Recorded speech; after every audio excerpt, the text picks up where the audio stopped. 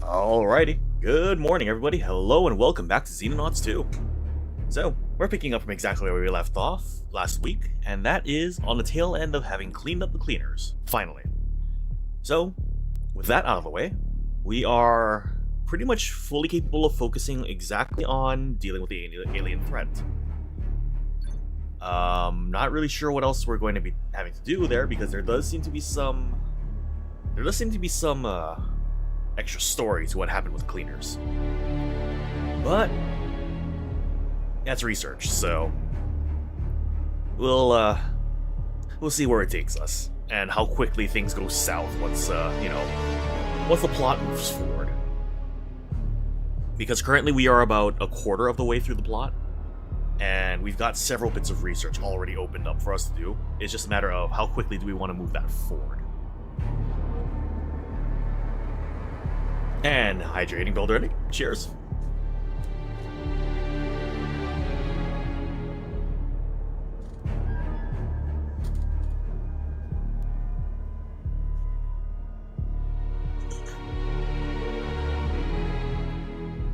You know, I will say I'm kind of surprised at how long the loading screen can go sometimes. It's surprisingly slow here and there. But then again, this is initial load, so... Alright.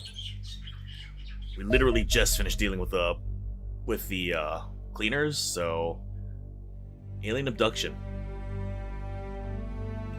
I don't think we're ready for that. Ah, the cleaners. I must commend you, Commander. With the recovery of these dead cleaner agents, we can finally begin the process of unmasking these mysterious figures. Inspection of the gas mask and hazmat suit suggests nothing unusual. While highly effective against environmental hazards, they offer little protection against firearms.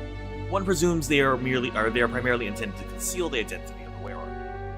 The bodies beneath appear outwardly indistinguishable from normal humans. Yet a glance at the roof of the mouth reveals heavy scarring, which implies significant surgical intervention, the full extent of which is only revealed by bisection of the skull.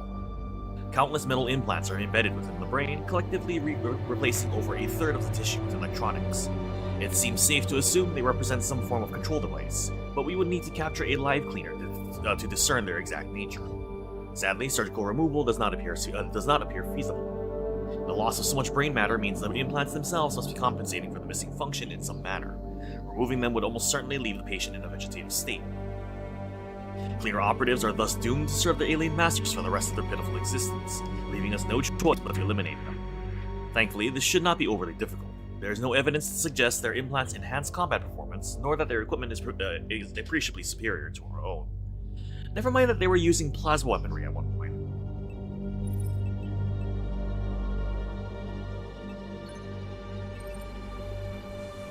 Okay, so we got the alien origins going. Well, once we get the UFO hull plating on the way. I do want to get the Dragonfly. And I do want to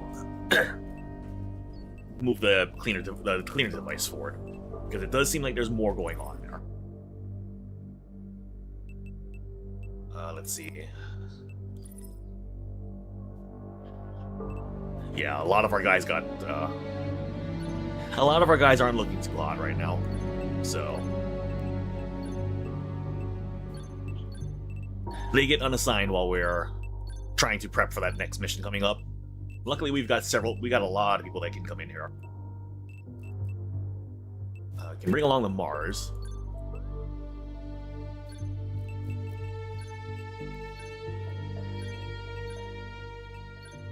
So you got the Mars. Let's go ahead and bring along Jake. Bring along Magna. Stundog. Hammer's Bolt. And I also need to make sure they have their equipment up to scratch because they're all using tactical suits instead of warden armor.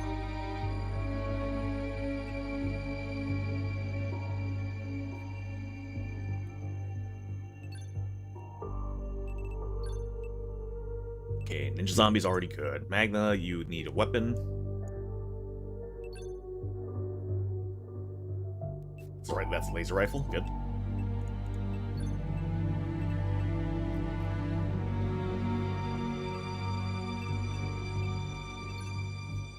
And in lieu of everyone getting laser rifles, most people are going to be getting accelerated guns. Jake, you're set. And do I not have a laser pistol yet? I do not.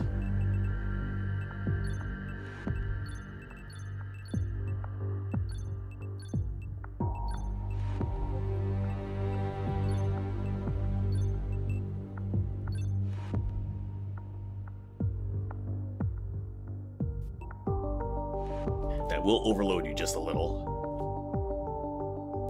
Yeah, it'll be fine. Alright, we have ourselves a mission to do.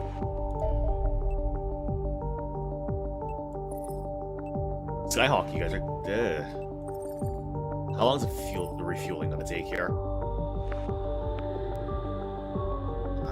Skyhawk... No idea how long the refueling is going to take. There we go. Alright, Skyhawk, you're clear. Get to it.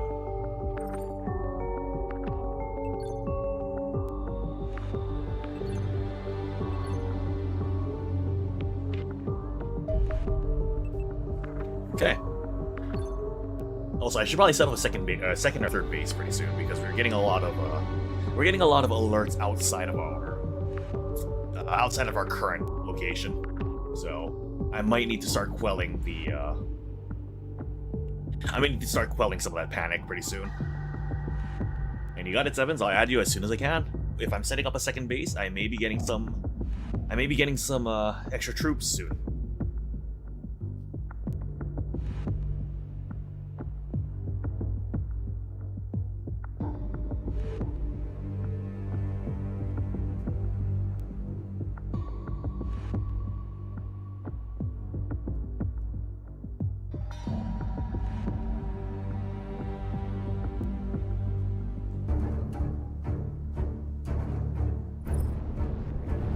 Okay, here we go.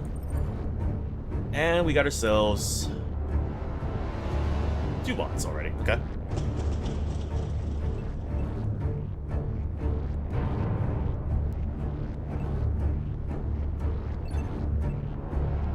Let's see. That is going to miss.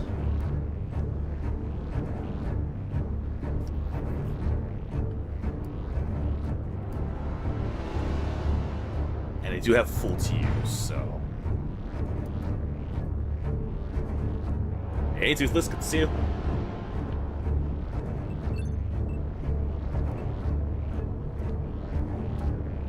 Let's see, I can do one normal shot with this, or I can do a full salvo and hope I hit, but.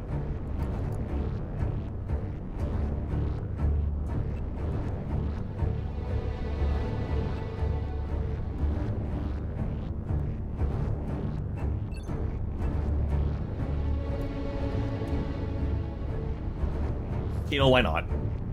Fire. Oh, okay. Well, that works.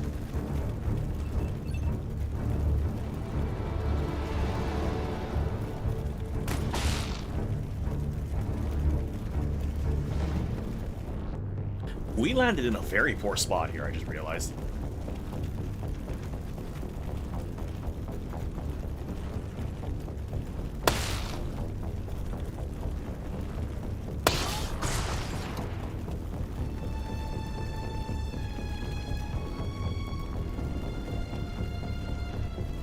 Like, this is not a great spot to be in. First things first, destroy cover.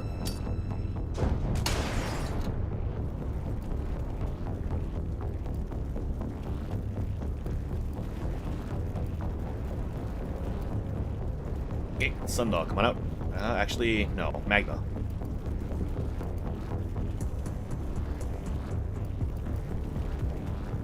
Take 2 shots. Perfect. We literally landed...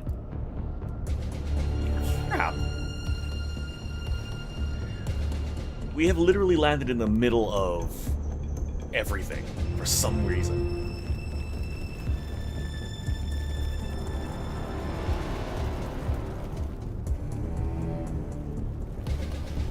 Okay. I don't know why we decided to just, you know... I really don't know why we decided to land right here of all places, but make it work.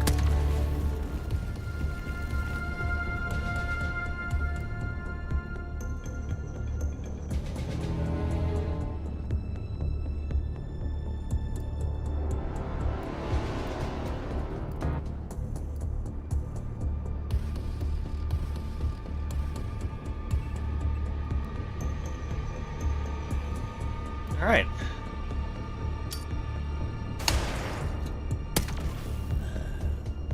Okay. Return fire, great.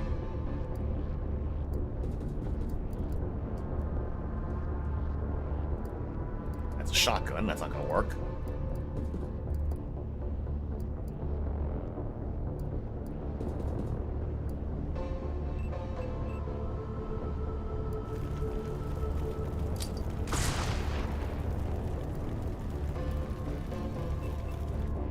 Let's see how this turn goes.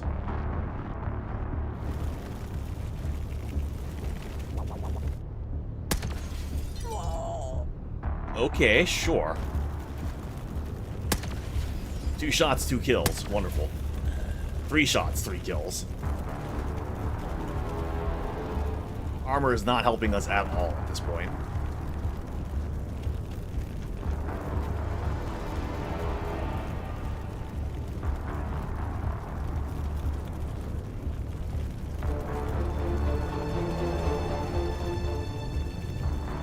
Okay, yeah. That happened. Max rank in this game, I don't remember offhand.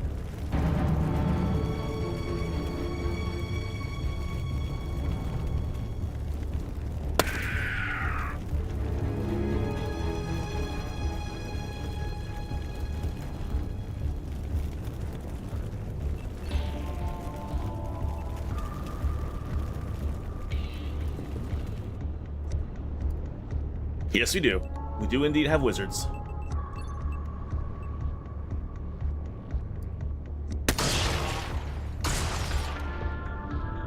Oh. Huh. I hit that target without meaning to. Nope, I see the Sargar. Loading back.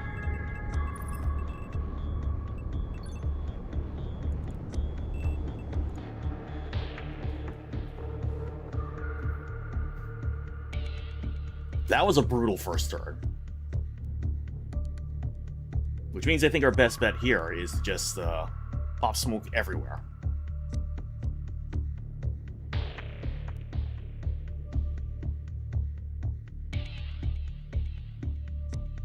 And that includes outside the side doors too. Because anybody outside is just going to get blasted, apparently.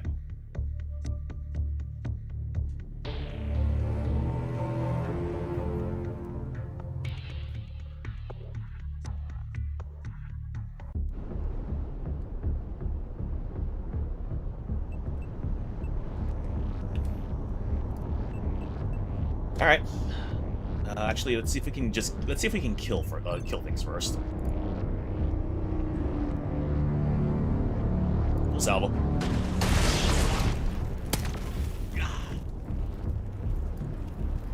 Okay, and Bicycle got tagged by that.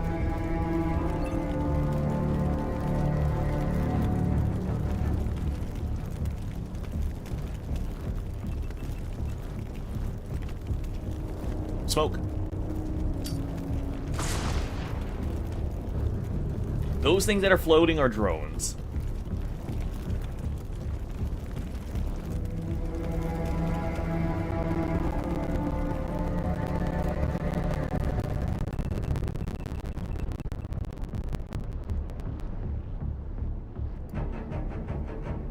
Smoke.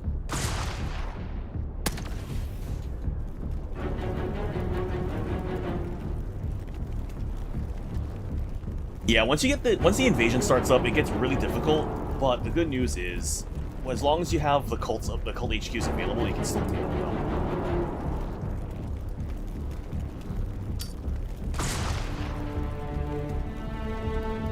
Not a fan of having to put smoke everywhere, but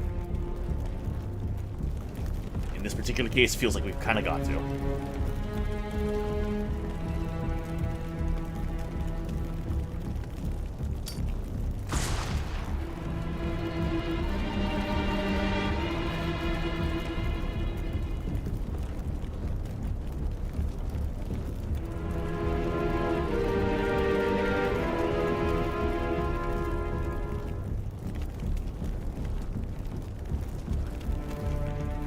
Could throw a flashbang.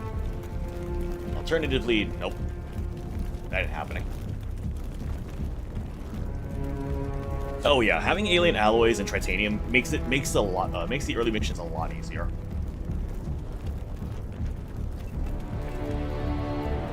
Honestly, people in the front kneel first so you don't get shot. Marjorie just gonna have to deal.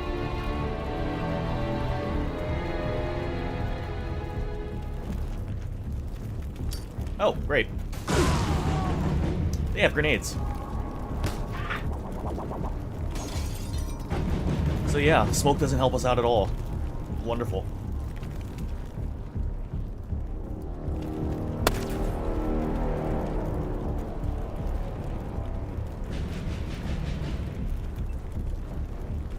Okay, cool. Glad to see that the grenades in the back of the ship are still a thing.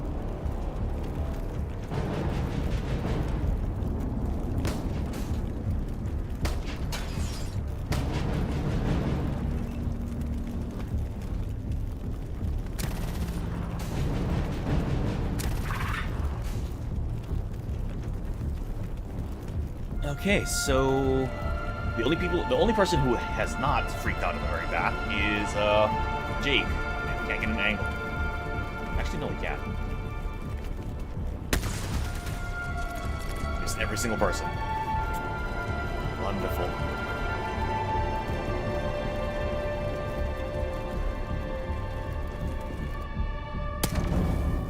Can we not?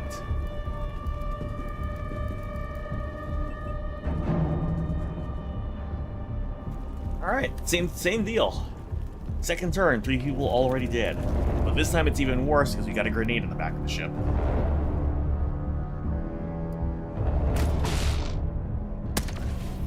Make that 4 people dead.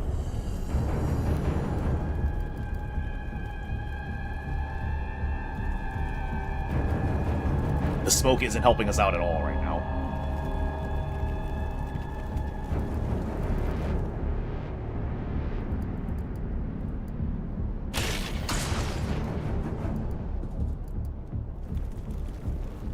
So now the question is, anybody want to roll this back or no?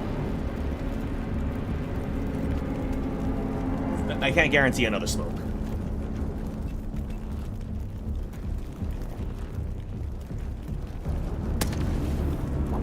Protect the shield, that's good.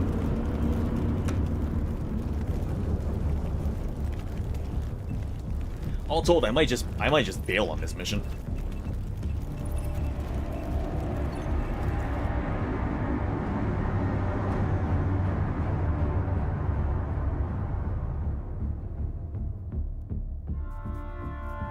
And hey, this getting a sectoid engineer that early, that's really good. They're going to be very helpful for your research purposes.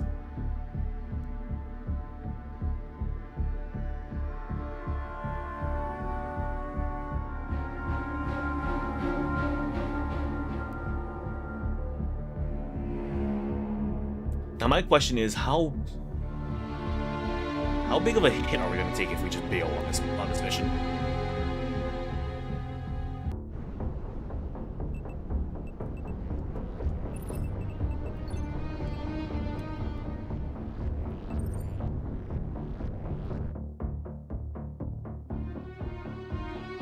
Let's see how big of a hit we take.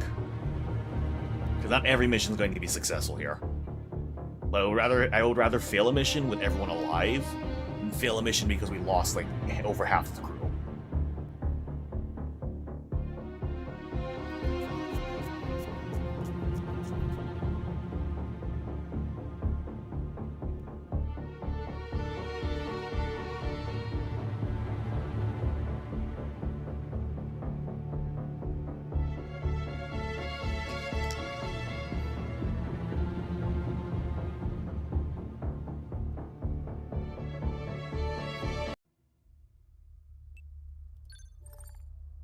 Oh, I guess... Huh. I guess there wasn't much of an increase. That's good. Medium-sized ship. We are not quite ready for that yet. UFO hull plating. Combat data suggests that armored extraterrestrial craft demonstrate an impressive level of resistance to conventional air-to-air weapons. Laboratory analysis of their hull plating reveals how this is achieved. Perhaps unsurprisingly, the primary factor is the specific composition of the alien alloys used to construct the armor. The addition of various trace elements appears to have collectively increased the durability of the plating by over 50% relative to unadulterated samples. This information is extremely valuable to our own war effort. There are an almost unimaginable number of alloy permutations, and it would take many decades for us to identify the optimal mixture through experimentation alone. Thankfully, our enemies have done our work for us. Furthermore, microscopic analysis of the chemical structure of the plating reveals the molecules are compressed together in incredibly tight lattices, akin to a material like diamond. When formed into plates of armor, these hardened alloys are so strong that conventional munitions frequently glance off rather than penetrate. It has proved possible to imperfectly reproduce this hardening effect by quenching and tempering the substance under extremely high pressures, creating alloy samples with far greater mechanical performance than any we have previously fabricated. These advances can be applied to our own designs immediately and should allow for the construction of a new generation of protective equipment. Nope, in this case, Fireguard, we are more than happy to just get the hell out. Let's see, engineer, researching. Guardian metal armor. Alternatively, I get the dragonfly. You know what? Better armor seems like a good idea right now. Engineering.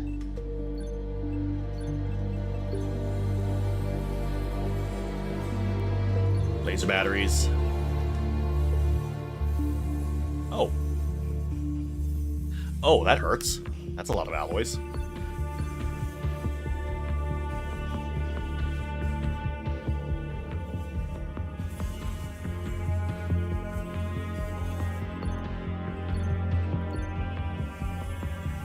Okay, I mean, all told, the extra armor is probably going to be out of date pretty quickly. So I think what I'm going to do here is instead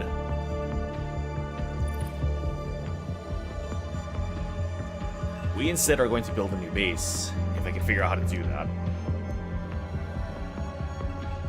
Construct new base, here we are. And we are going to place this one there.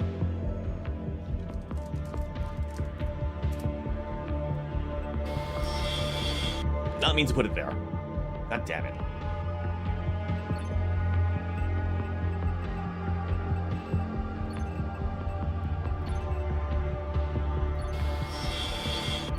Hangar. Oh, just build it straight away. Good. Hangar. Honestly, it's just making 4 hangars here. I feel like we're gonna need it. Let's see, aluminium generator.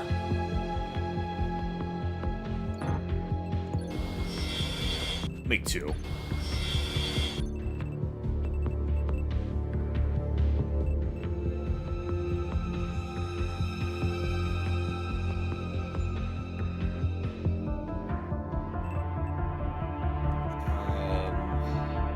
God, the setup's gonna be expensive.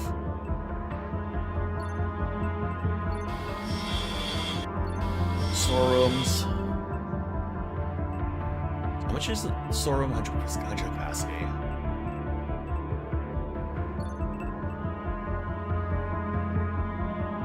Living quarters.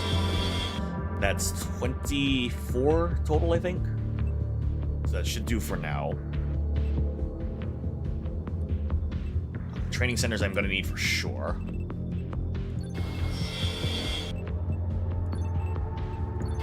Definitely not the most efficient layout, that's for sure.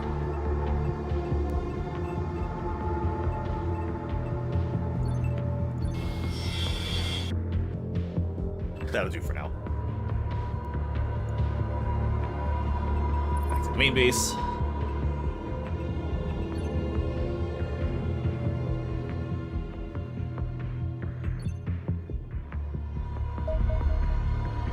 Laser battery upgrade, and there's really nothing else I can do until work research is done, so I'm just going to leave that be and get some passive money.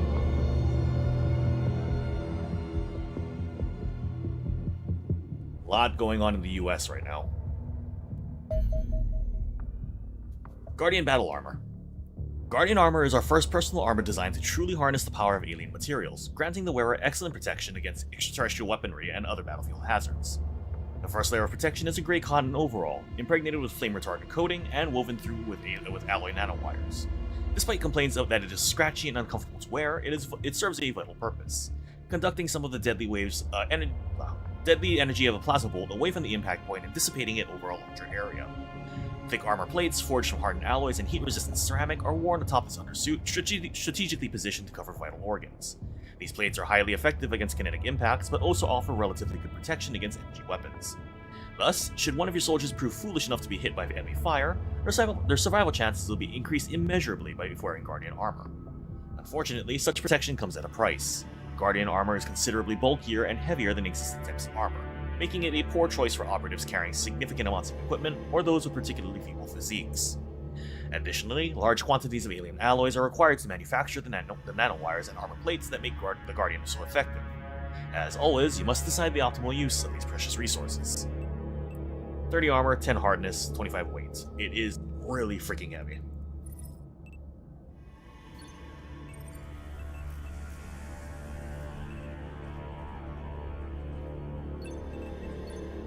I'll get the Dragonfly up and running this time around.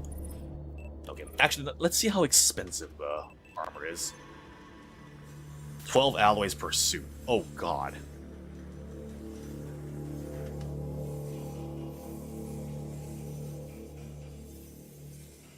And double weight, like, a little over double the weight of Warden. It's heavier than Defender armor.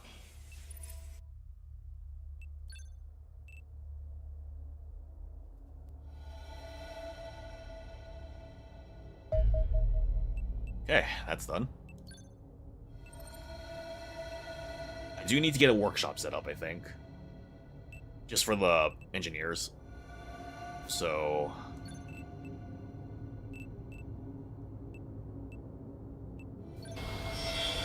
workshop there.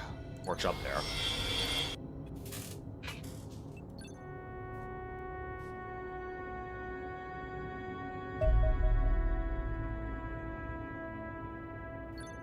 How much longer till the... 5 more days for the training center, okay.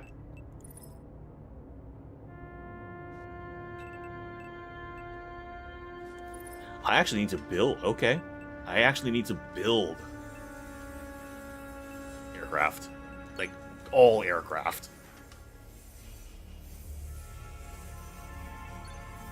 Interesting.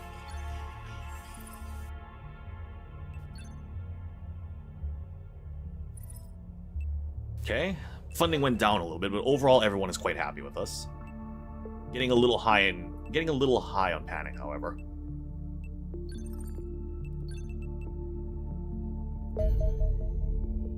Oh, that looks safe. The X-3 Dragonfly dropship. The X-3 Dragonfly is a tilt-rotor dropship that combines the performance of a turboprop aircraft with the functionality of a helicopter. The increased carrying capacity and speed make it a major upgrade over the older X-2 Skyhawk. The most notable feature of the Dragonfly are the twin tiltable rotor assemblies, each of which is auto-stabilized and can be controlled independently. This makes the Dragonfly easy to maneuver in tight spaces. An important consideration, given it will frequently be called upon to deploy soldiers into confined urban environments.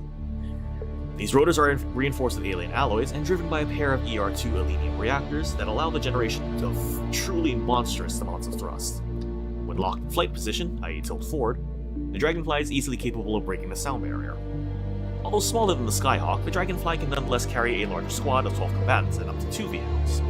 The increased carrying capacity is primarily possible due to the removal of the Skyhawk's enormous fuel tanks, which are no longer required due to the aforementioned Alenium reactors. Unsurprisingly, constructing a Dragonfly will be expensive and consume large quantities of precious alien materials.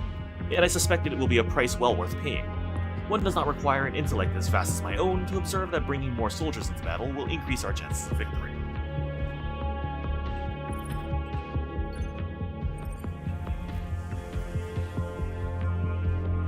Let's go ahead and...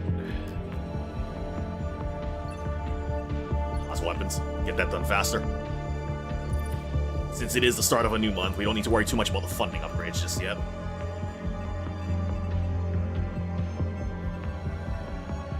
And let's see.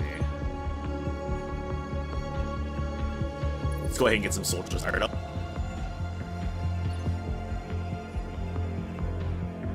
Not a bad spread of really not a bad spread of stats this time around. HP, some of the HP folks can use some work, but you know, really not that bad.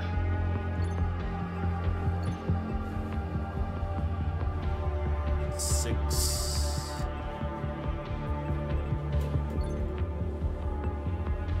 That's a good one. Snagging them for sure. And we'll round it off at 10 for now. Actually, no, we'll round it off at 12. One full dropship.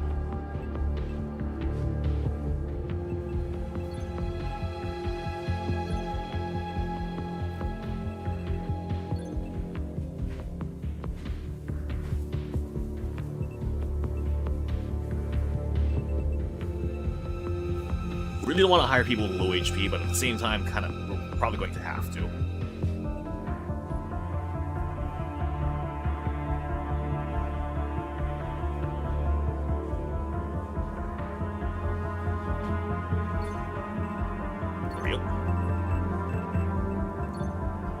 These soldiers will be arriving in 2 days' time, so I'll be able to rename those as soon as I can.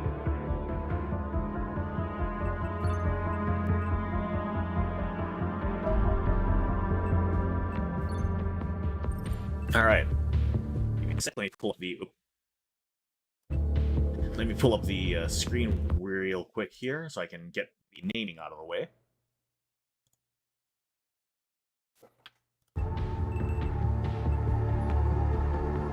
And let me see. Sevens has dibs on Scott.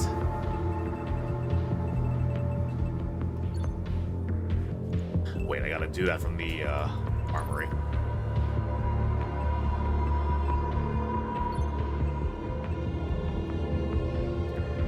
Alright. Sevens, let's see, that's... Sevens, oops. Sevens done. And I can start going down the list here. United Sevens.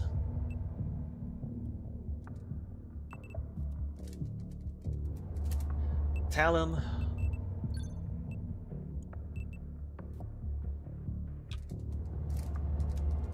Astor. And Fireguard. Damn, can't fit. Wait, actually, wait, don't I already have... Wait, Fireguard, don't I already have you in the other base?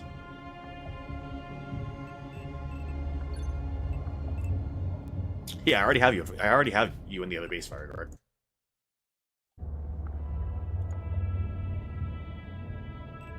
In fact, that can be renamed.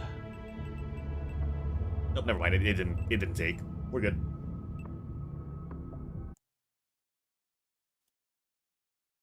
All right. So we have another people. Oh, wait, nope, there it is. Yeah, I'll leave that be for now.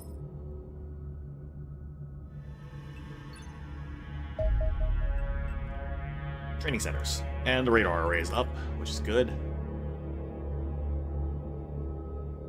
12 more days for the workshops. That is... Let's see, 10...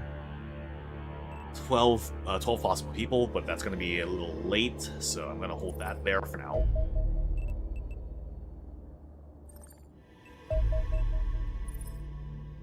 Alright, let's see how this goes.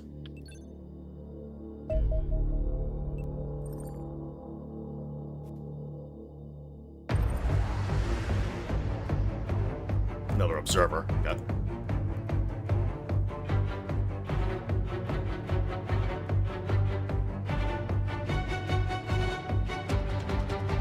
Let's see how this goes. That was Xenonauts.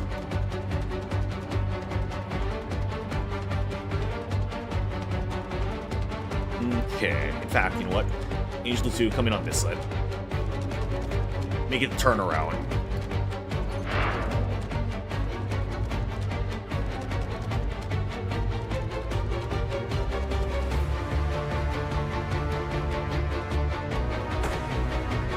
Ah, interesting.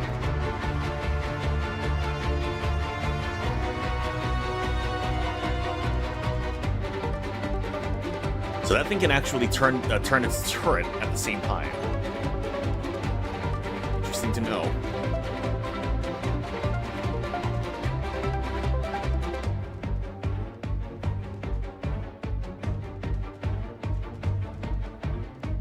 Which means us catching up to this thing is going to be a pain in the ass.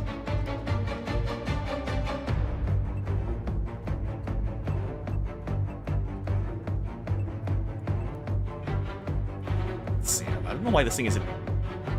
Oh, there we go. Now it's firing.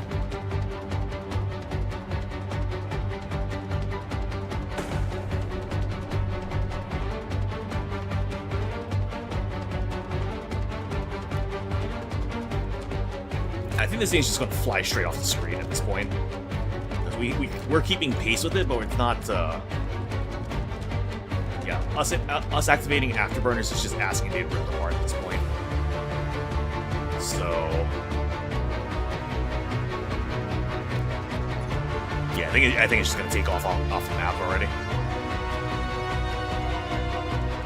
But some damage is better than no damage, I figure. Main reason is because the autocannon range is so damn poor.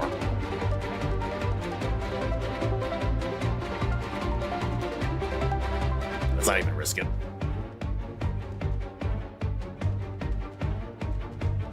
Just let it go off the map.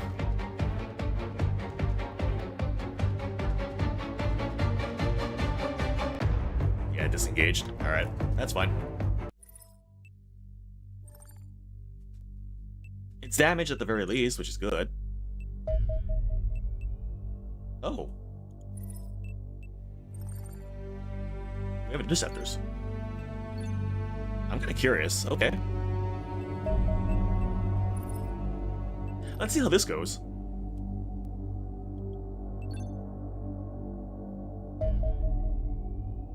Actual interceptors.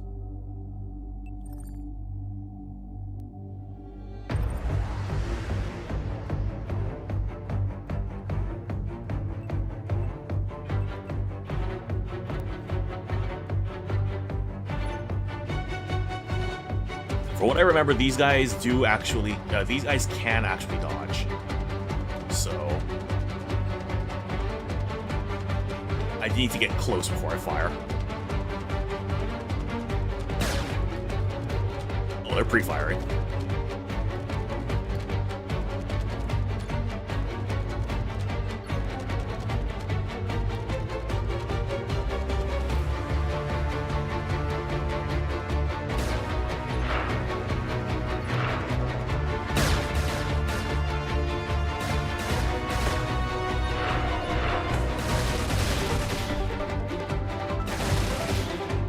Holy crap, these things rip us apart.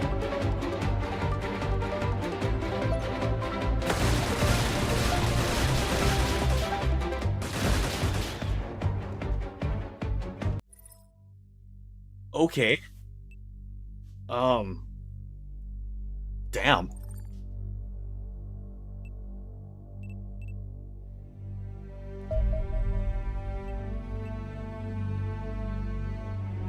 Alloys, sure.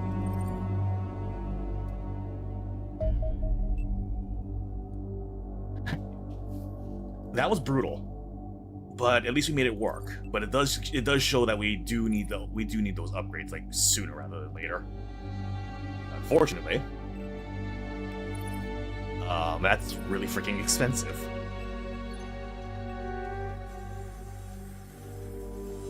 +5 armor might help. But I really, at this point, I just need a Lenium rather than the I need a Lenium more than I need alloys right now. And hey, the Snipey, good to see you. Don't worry, daily savings time is catching everyone off guard, I think. Yeah, these things are gonna take a while to rebuild. How many engineers do I even have right now? 10? 10.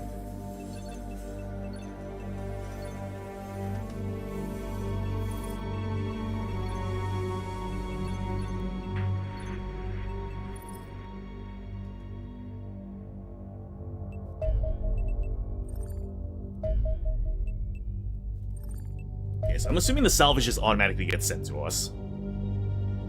Yeah, that's okay. Yeah, so salvage teams are extracting it for us.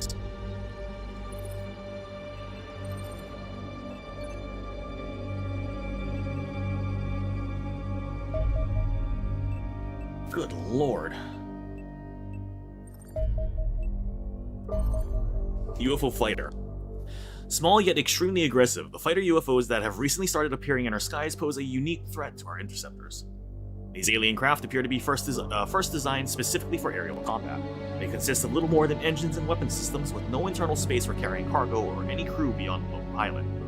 Armed with both long-range missiles and a deadly short-range energy blaster, they have enough firepower to destroy one of our interceptors in a matter of moments. They are also extremely agile, with a high rate of turn and the ability to perform evasive roles. Thankfully, they also have lightweight hulls that are entirely devoid of armor.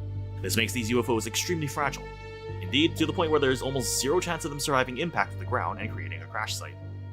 Fighters are at their most threatening when carrying out air superiority missions, during which they will actively search for targets to attack. Should they or any other nearby UFO detect a human aircraft, they will immediately attempt to intercept and destroy it. In such situations, it can be tempting to leave these craft to their own devices. However, this too can be problematic. In the absence of military targets, fighters may go after civilian aircraft instead. Having an airline full of passengers blown up in mid-air is unlikely to improve panic levels in the local region. So yeah, light blast is what we were getting hit by. Shreds half armor per second. Oh, sorry, half an armor per shot, rather. 4 shots per second. Penetration of no armor. So in reality, we would be able to tank the first shot with no damage. Out of 4 in 1 second. Unfortunately, our ships cannot handle more than several shots of these things, especially when they team up on one fighter. Plasma missiles, that's the things we dodge. 25 damage, pretty good dodge. Thankfully, they only have 2 shots each. Right now, yes. Right now, yes, indeed, we are using the autocannons. Those were a full upgrade.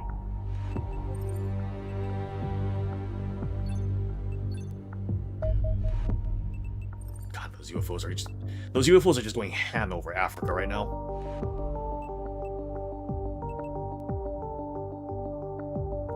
Soviet Union's not having a fun time of it. At all. Fortunately, our interceptors are being rebuilt extraordinarily slowly.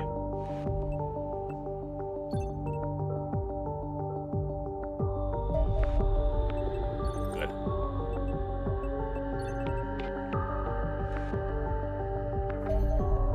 Alien plasma weapons. Alien plasma weapons are significantly more powerful than their magnetic predecessors, generating bolts of searing plasma that inflict terrible damage on anything that they hit. Analysis of captured alien plasma weapons suggests they all share a common architecture. The barrel contains a plasma accelerator that draws power from an alenium battery, utilizing it to form a ball of superheated plasma that is fired towards the target. A small graviton emitter fitted to the muzzle of the weapon injects a single charged particle into the projectile as it passes, generating enough of a gravitational field to prevent it expanding into a useless cloud of hot gas. Although this effect does not stop air resistance deforming the sphere into an elongated bolt. These plasma projectiles collapse explosively on impact, tearing a gaping hole at the point of impact and grievously burning the surrounding area. An unarmored human is unlikely to survive a hit from an alien plasma rifle unless they are fortunate enough to be struck on an extremity, such as an arm or a leg. Sadly, plasma weapons also possess rather greater armor penetration than their magnetic equivalents. Basic Kevlar armor provides very little protection and should ideally be entirely replaced by something more advanced. Although our primitive attempts to replicate these weapons have proved unsuccessful, our best plasma emitter having a range of less than 3 inches, our work has at least revealed enough about their workings that our armor can be improved accordingly. Plasma pistol, plasma rifle, we have information on those now, which means we can probably pick them up and use them, which is nice. Uh, 25% damage over equivalent weapons. Okay, interesting. Armor pen, that's exactly why our armor sucks, because it penetrates almost all of our armor straight away. 3 armor destruction per shot. Ammo recharge, that's different. Anyway, let's get that cleaner. Let's get that little bit of plot stuff going here.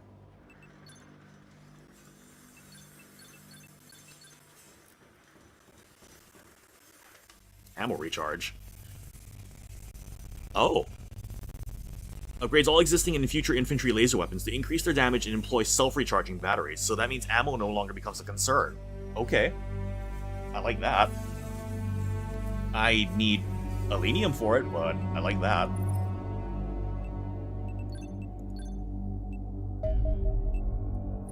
Interceptors are still not ready.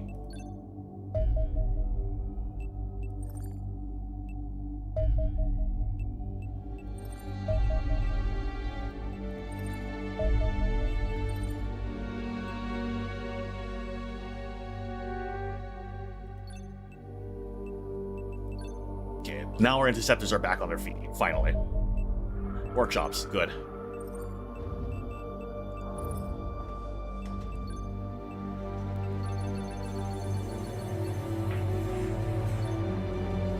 I need more living space.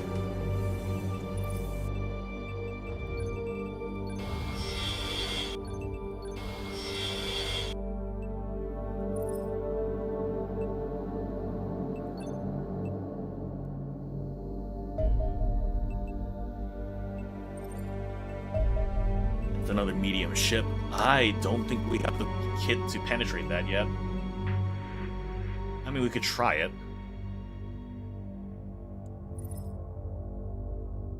We can try it, why not?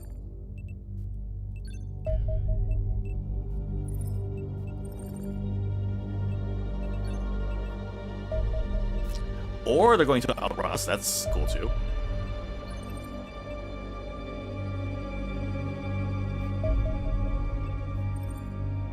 No, the plasma did not upgrade our interceptors.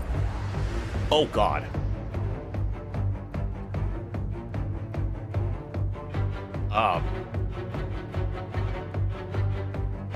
I don't like the look of that.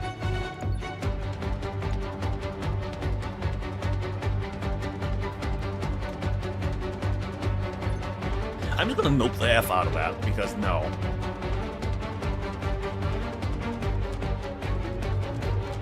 We don't have the, our ships are not able to deal with that.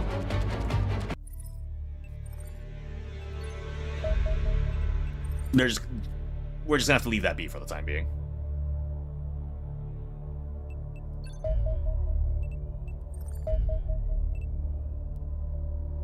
Terror attack in... Okay, great. So who's ready for a... Who's ready for a... terror attack? Because we're gonna have to deal with that.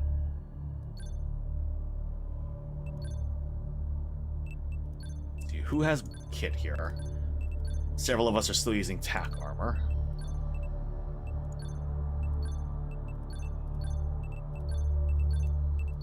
Not defender armor, tactical armor. Or warden armor.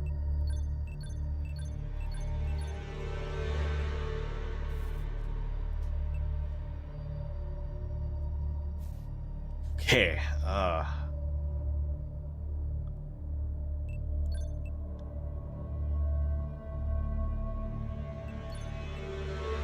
honestly, the rate that this is going, I suspect the shield may not be quite so useful for now, so we're going to swap that out for her. And since Snivy wants in, we'll go ahead and put Snivy in.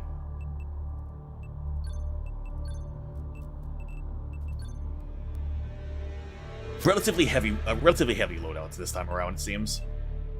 But it's a Terra mission, so we need to get there.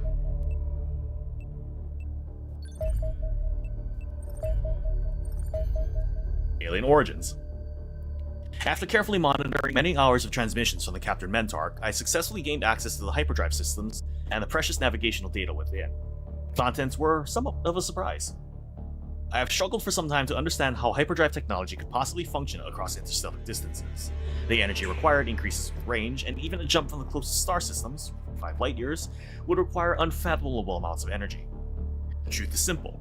Our primitive minds fundamentally misunderstood the purpose of the hyperdrive. Our alien foes are not using the device to traverse our universe. Instead, they remain in roughly the same physical location and jump across the multiverse. Explaining the concept of multiple dimensional travel succinctly is difficult, but it appears that a great many alternate dimensions are actually far closer to us, in terms of energy expenditure required to reach them, than Proxima Centauri. Our enemies thus also originate from Earth, but the Earth of a distant dimension that may differ greatly from our own. These Eternals seem to be interdimensional explorers, searching the multiverse for worlds where multicellular life has evolved. It appears only a handful of such dimensions exist, out of many thousands recorded within the hyperdrive. I suspect the various alien species we have encountered were once the dominant life forms on their worlds, only to be conquered and enslaved by the Eternals. Each represents a different evolutionary path for Earth, had chance unfolded differently. At the center of this hyperdrive map sits the Eternal homeworld, the seat of their empire from which the invasion must originate. We must eventually attack this world if we are to triumph, yet we know too little about our foes to identify where this blow should fall. Capturing alien units, particularly high-ranking ones, for interrogation should solve this problem, furnishing us with sufficient information to devise a suitable plan of attack. That is definitely a much more interesting angle than than Xenonauts 1. I will say that. Going to Cydonia or Dimension X is a lot more interesting than, oh hey, here's this giant mothership. Send your troops up there to die. Yes, I'm looking at you, Xenonauts 1, and you, XCOM 2012.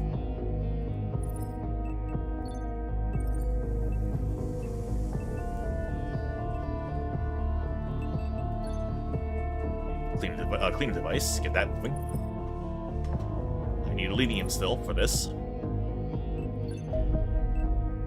So many freaking UFOs, holy crap. And no, we are not doing this at night. Oh, never mind, it is going to have to be at night because we only have 1 freaking hour left.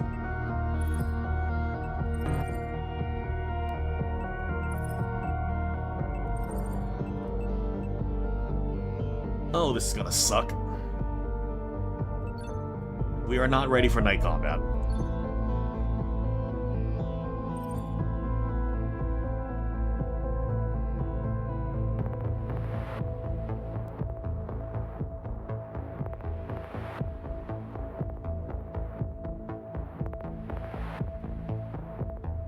Also, Fart Blacker, thank you for the follow, much appreciated. I'm surprised my alert didn't go off, but thank you.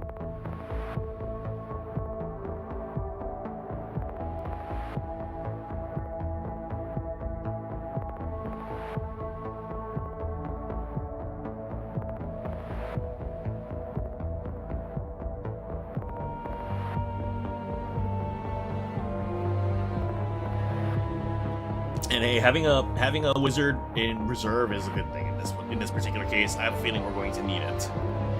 Call it a hunch, but I'm pretty sure we're going to need it.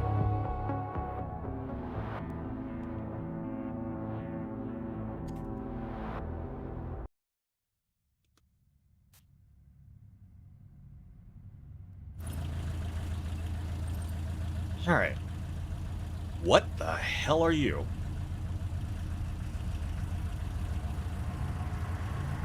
You're about to play a night mission. The mission will take place at night as the mission site is in darkness on the geoscape. Night missions have additional rules around illumination. These tend to reduce the sight lines of units participating in the battle. All of our soldiers have been issued flares. They're thrown like grenades and provide a source of light. Oh, thank God. So they're just given automatically.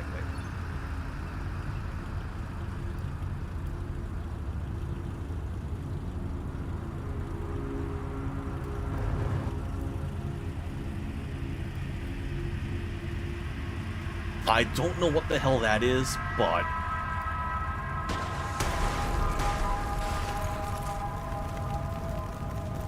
that... we missed every single shot. It's happening. Hey there, Magna. Good to see you.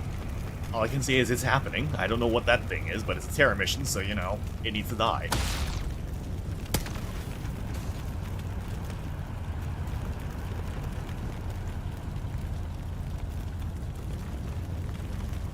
Alternatively, I can try and capture it.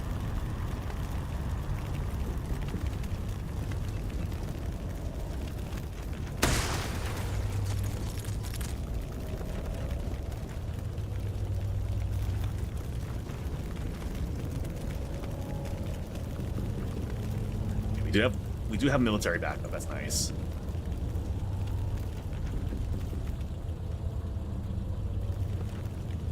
Hey, it's a tank of some sort, that's for sure. Whether it's something I want to mess with, though, that's another matter entirely.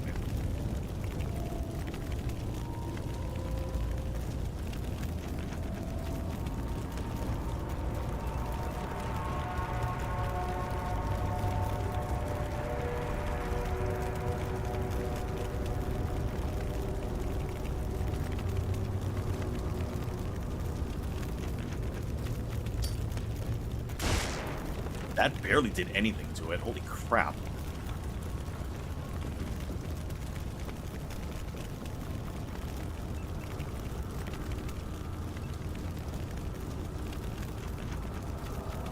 Alright. Alright, Fire Guard. Hope you have a good one. Thanks for dropping in.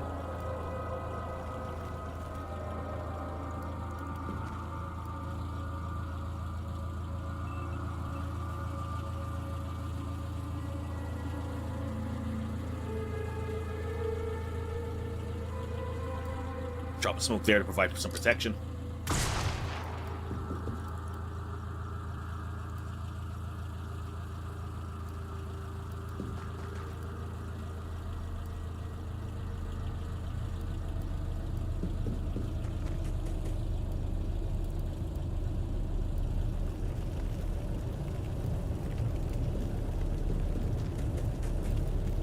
Very much not going to enjoy what happens this turn because I have a feeling it has a grenade launcher of some sort, which means this could be painful.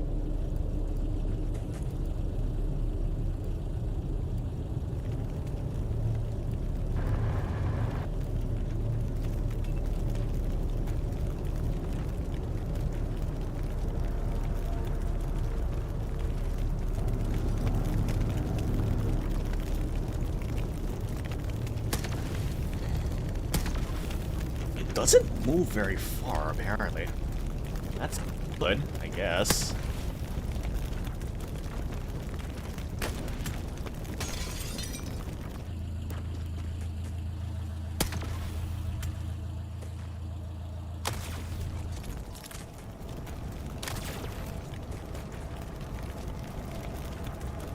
Yes, stand close to each other so I can blow you all up.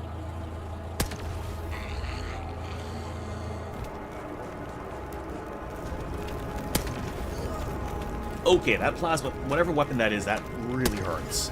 Let's not get shot by that.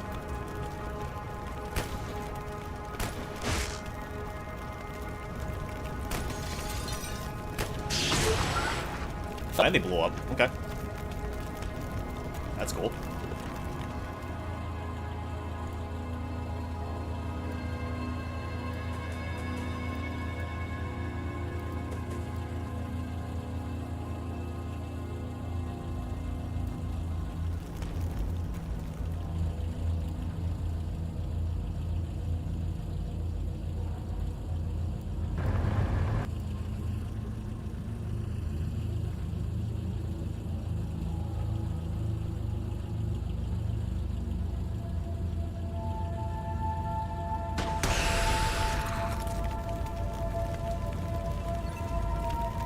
And one more shot. Right through its body. Beautiful. But it's suppressed now, so that's good. Okay.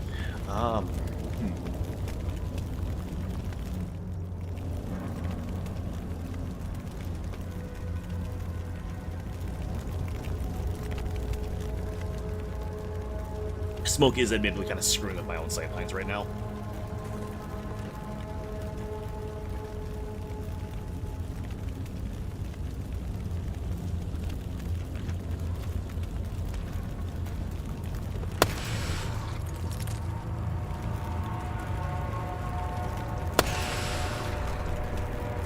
Okay.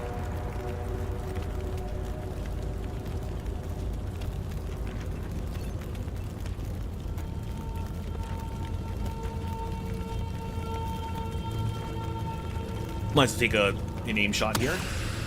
Don't have much else to do.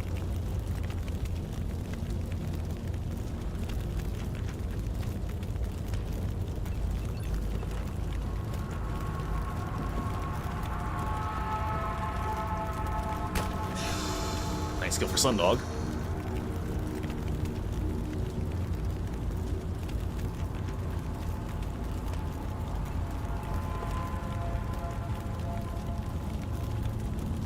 Pop smoke there. And if it moves, it's going to get knocked out. Or at least that's the hope.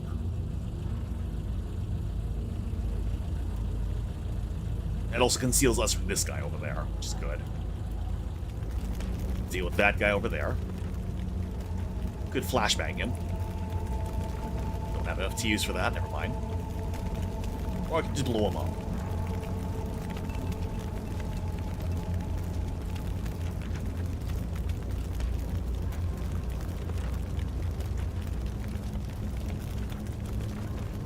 Now let's go for the explosion.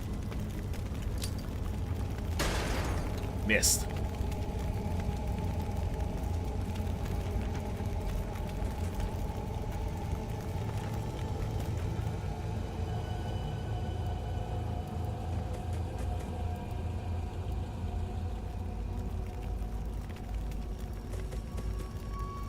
Okay, Jake. Not likely to hit at all, so moving to cover. Yeah, unfortunately Dolan, that car is a lost cause at this point. They got blown up. Totally not by us. Totally not. It's fine. It was just a new paint job.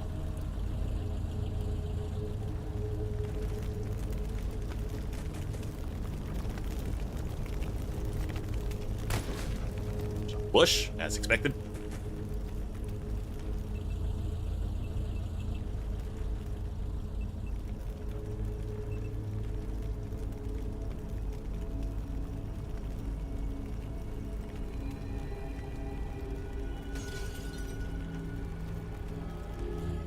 That's a very good question for Dolwyn. Was that car insured? I'm sure alien damages are covered by insurance.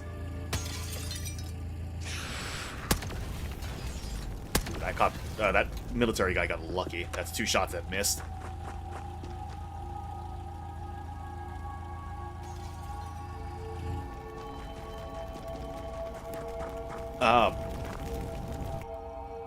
Sure.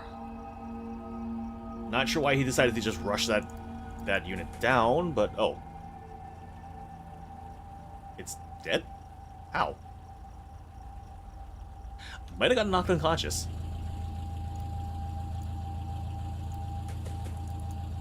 You're still standing. Not anymore.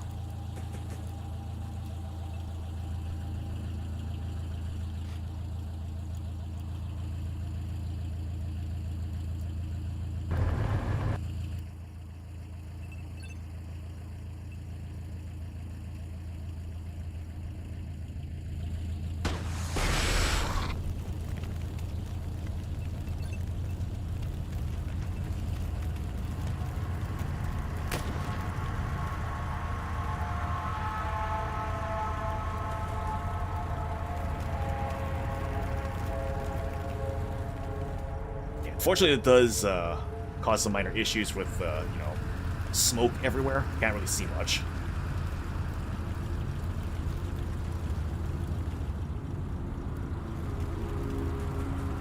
I probably should have blown up this bus before I approached it. Let's see how it goes.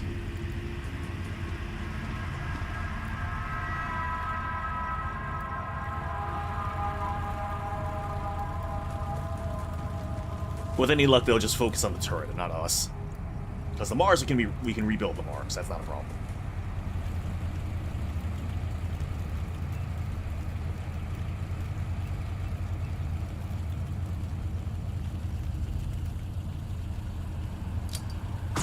Make sure they stay down.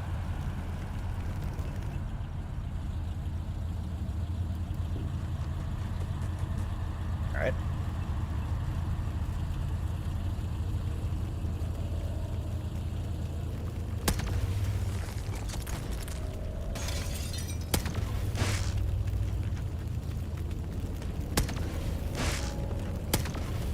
Yeah, they're just going for the turret. That's good. Mars is destroyed, which is fine.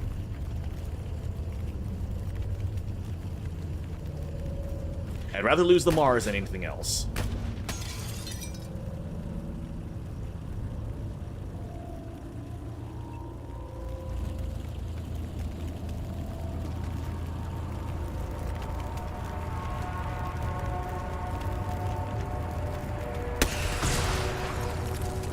Yeah, that's both of them suppressed.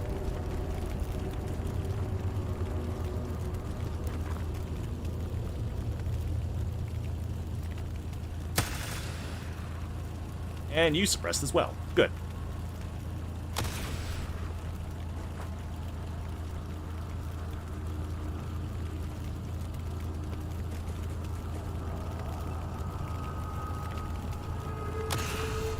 Down.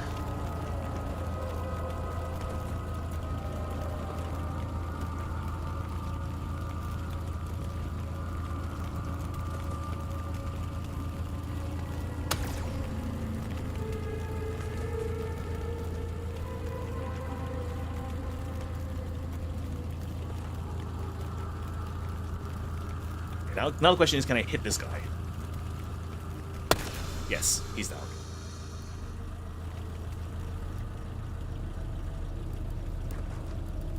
Okay.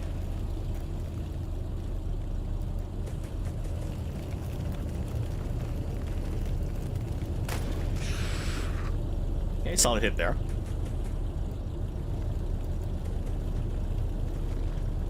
Yeah, we're causing a lot of property damage, but just think of it as insurance. We're helping people commit insurance fraud right now.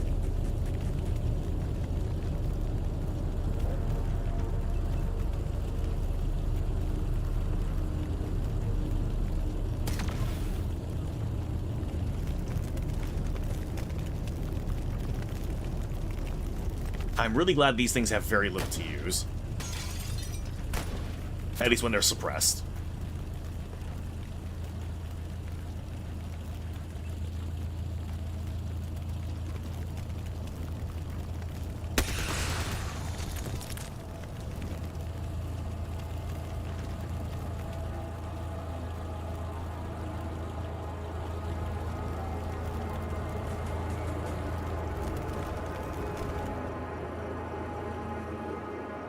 So this side of the map is secure.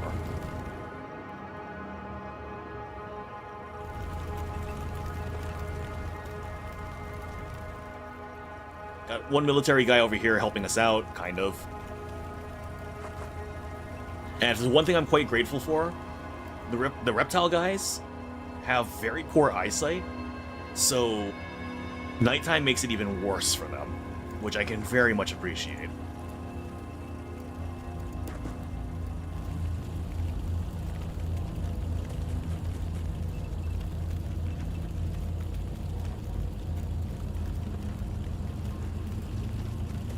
Hey, Mr. H, good to see you. How you doing?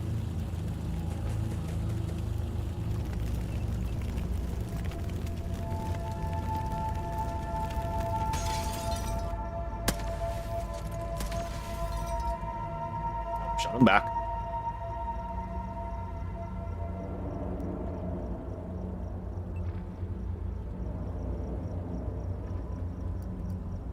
There you are.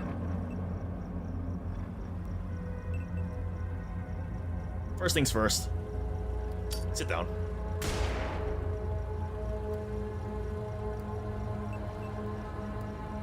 Secondly,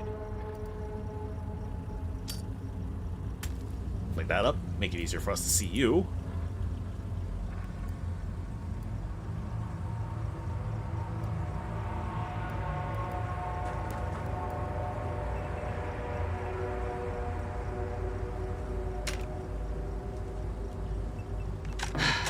Every time. Every damn time.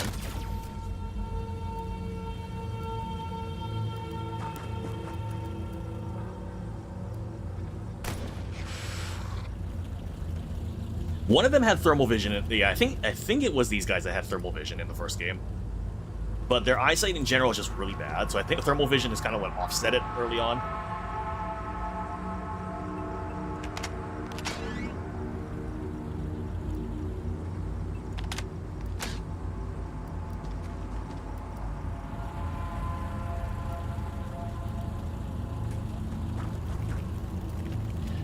Nobody died just yet. The one that died was our military ally. He took a shot in the back and went down. So, you know, he wasn't having any fun with it.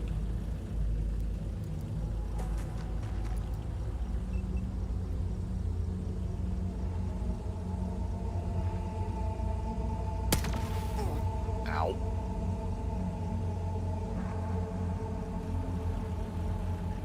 Oh, that's easy fix. Magma patched itself up.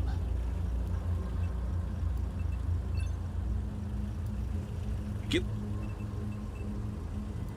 Let's see, I do have one demo charge.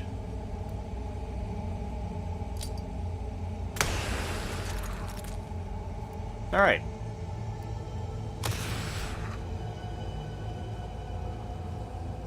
Shot? Nope, missed.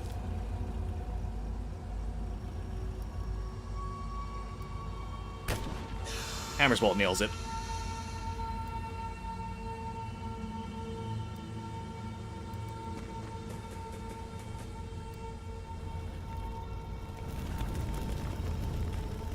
You know, I believe we got most of our, I do believe we've dealt with most of the initial groups of enemies already. Like, I think there's maybe a few more left on this map. But this map is relatively small compared to everything else, so I think it's the back end right here.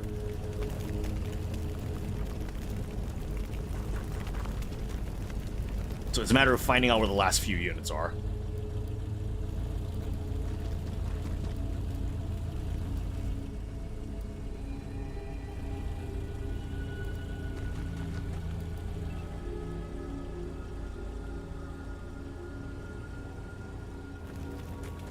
There he is.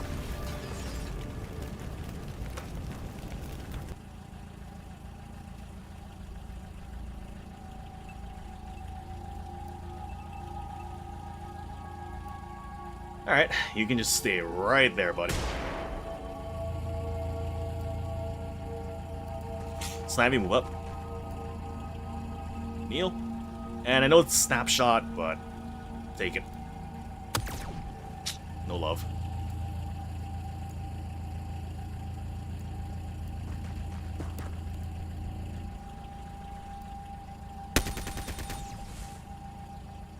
Okay.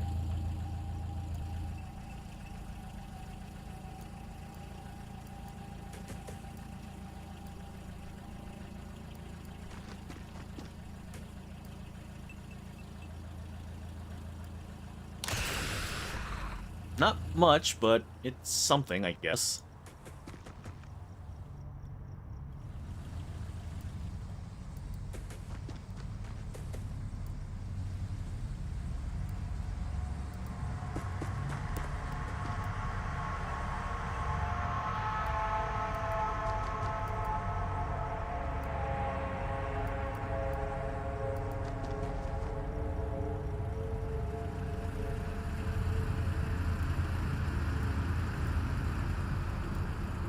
It's about as good as it's going to get this turn, so end turn.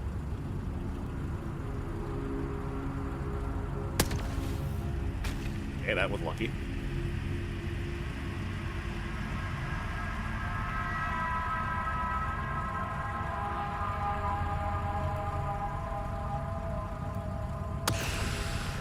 Okay, good hit.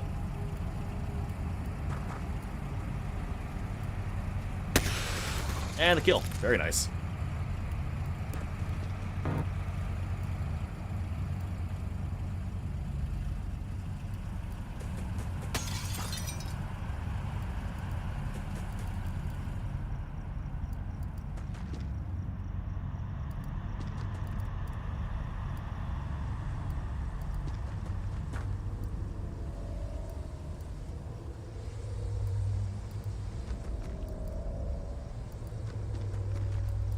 Do a little bit of shopping here real quick, make sure there's nothing inside. It's clear, good.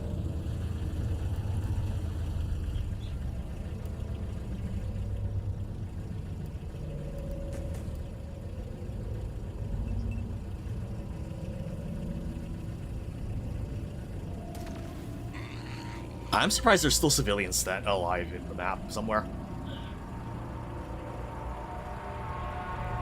Like, I figured almost everyone would have been dead by now, but nope.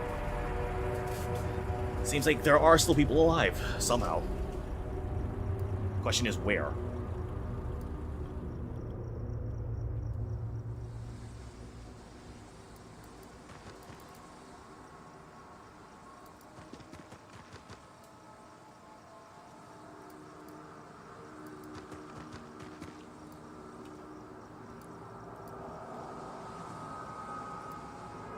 Okay, store place is clear.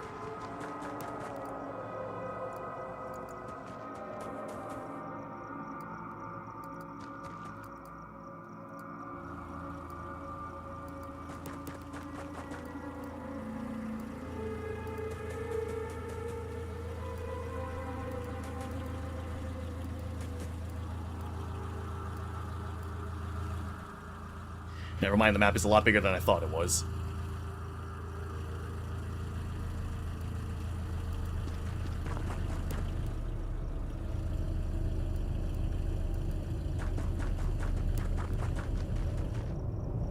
Oh my god, the map is bigger than I thought it was. I really should get everyone joined up together at this point. We are a little too spread out for my comfort.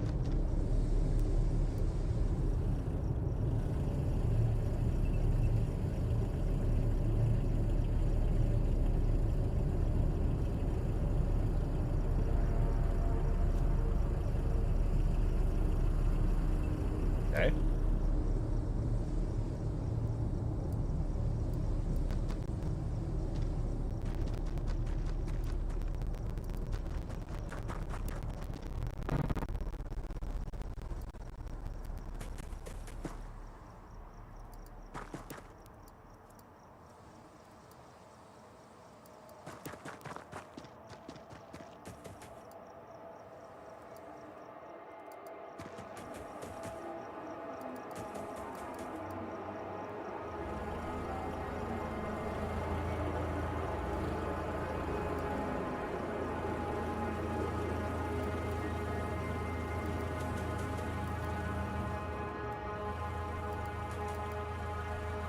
Yeah, you know what?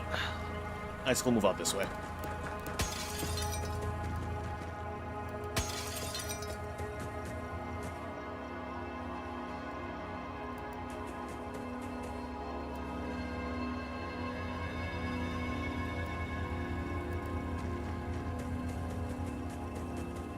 Okay.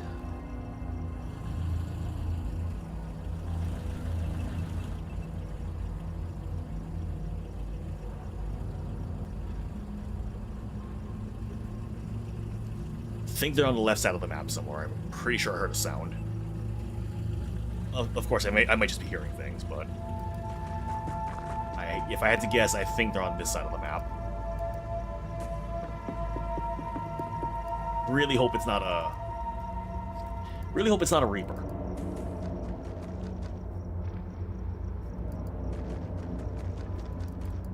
Okay.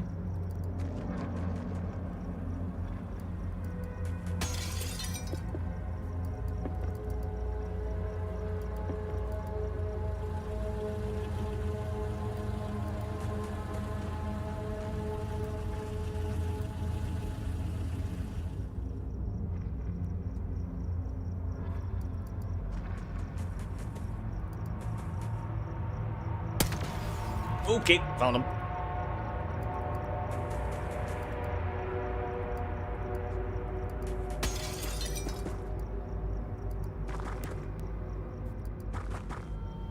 Oh, nope. Don't like that one bit. Not one bit. Sundog, you got really freaking lucky. That could have been super bad if you got shot by that thing.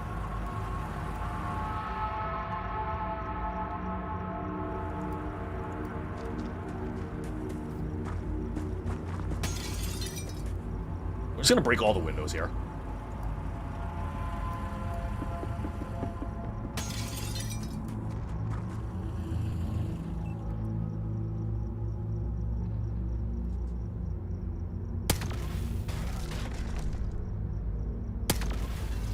Oh, good. That thing has night vision. Great.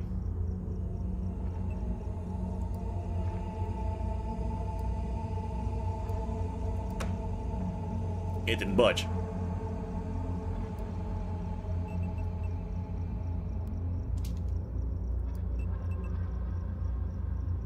Okay, so I can throw it I can throw it decently far. I just need to get inside to throw it.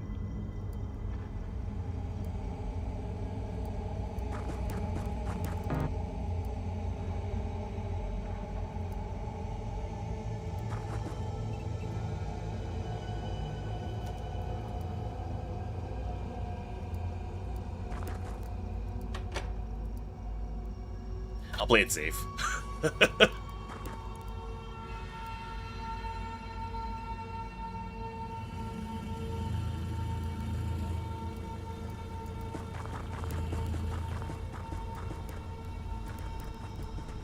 We got a lot of bad stuff on the other side, guys. Let's get over there.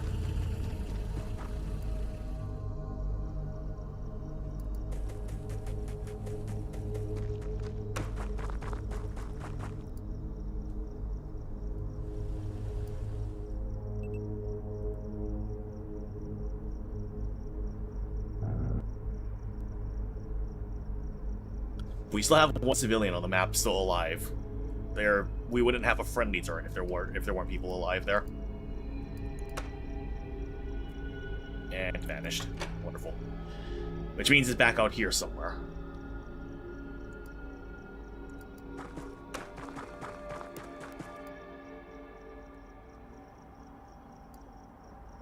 Although now that at least like means I can chuck a smoke like right here.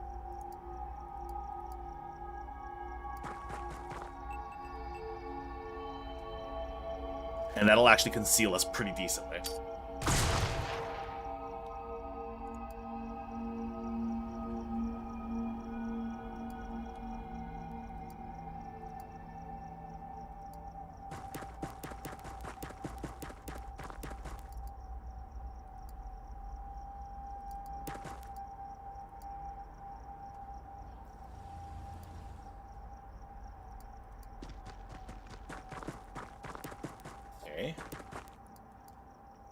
Yeah, I think that last unit is the one that's still standing. So we need armor shredding, and shields, shield shredding.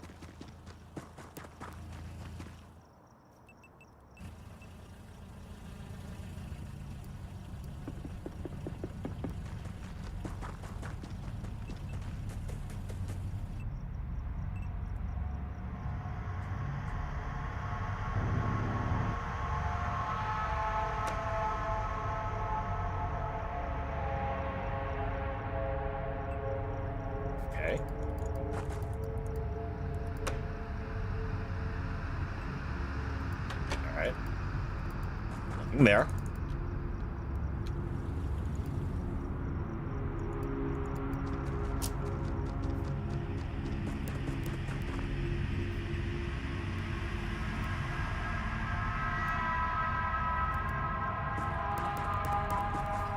There. Watch the back.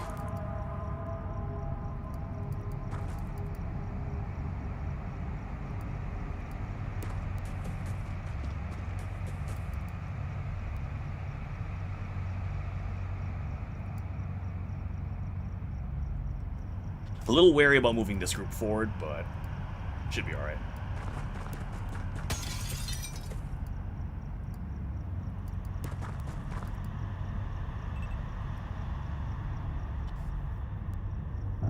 I say it should be alright until it very much isn't.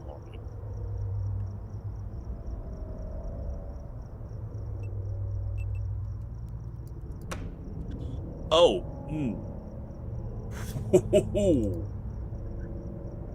Ooh.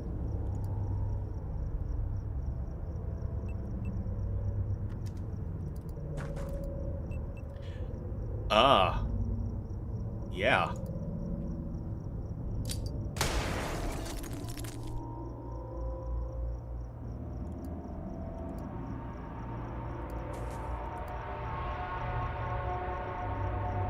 Please suppress this thing. No suppression.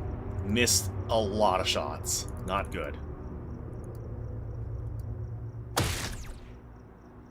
Okay.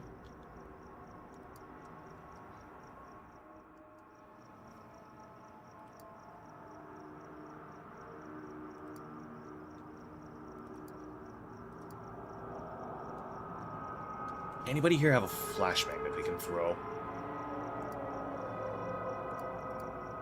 No flashbangs.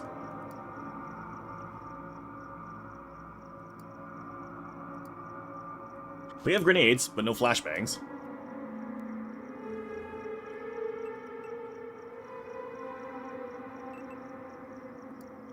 Part of the matter is just getting close enough to throw the grenade, too.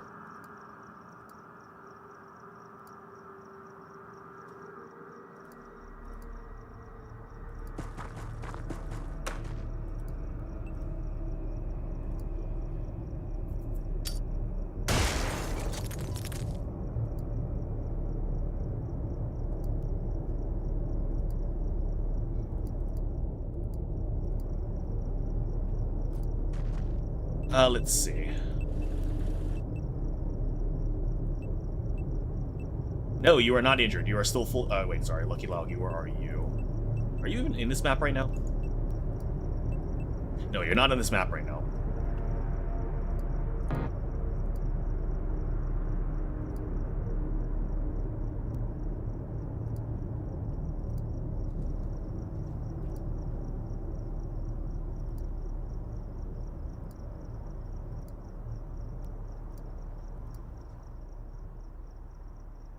I don't know if we can actually throw a grenade this way. Uh oh.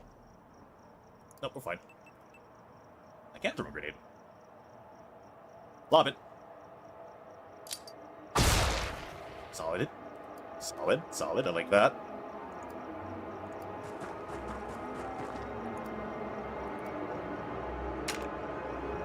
I still don't know why we can't hold the trigger down until it goes click.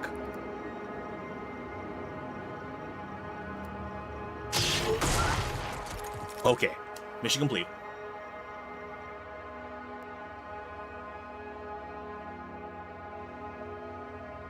Like, I have 2 shots left. Why can't I just pull the trigger and fire those 2 shots?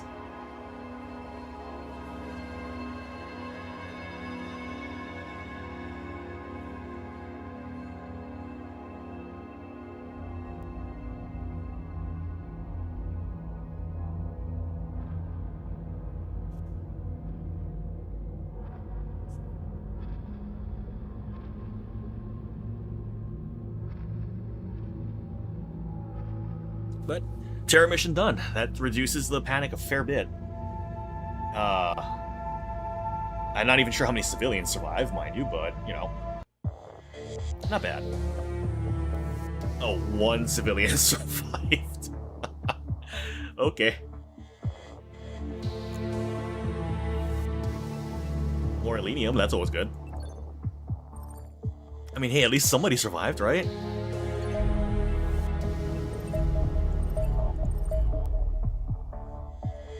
Oh, they have a base. That's not good.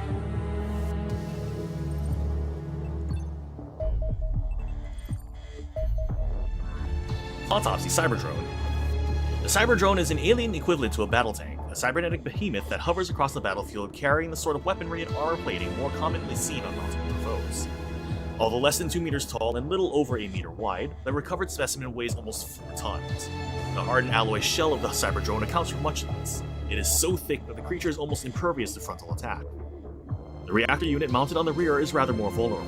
Indeed, battlefield reports suggest Cyberdrones automatically orient themselves towards potentially threatening sounds, for example gunfire, to avoid exposing it to attack. One suspects the Kenny commander could turn this behavior to their advantage. Beneath the armor sits a shapeless purple sack of genetically engineered vital organs and brain tissue, connected in countless places to electronic sensors and life support systems housed within the shell. Were these connections severed, the pitiful creature would be left deaf, blind, and slowly suffocating under its own body weight. The primary armament of the Cyberdrone is a fearsome fusion cannon. This draws power directly from the reactor unit to generate devastating bolts of explosive energy, annihilating the target and inflicting severe splash damage on anything nearby. Although maintaining adequate spacing between your soldiers will minimize casualties, the best defense is to simply eliminate any of these cyborg monstrosities as quickly as possible. 150 health, 60 TU, 60 accuracy, 60 strength, 50 reflexes, thankfully relatively low. It will not panic. Frontal armor.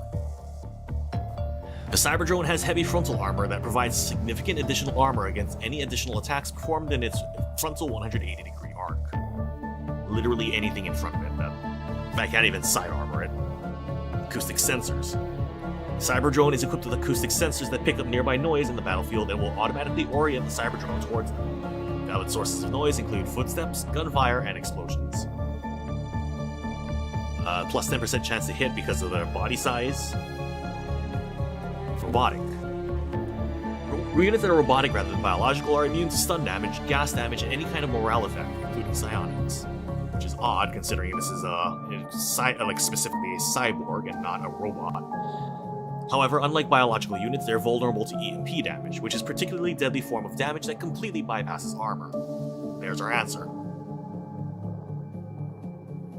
And hovering. As if we were equipped with a jetpack. Okay, makes sense. And hey there, Baneling, good to see you.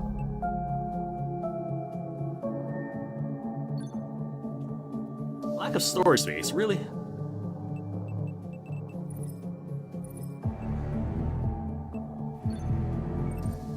Fusion explosives, that's nice.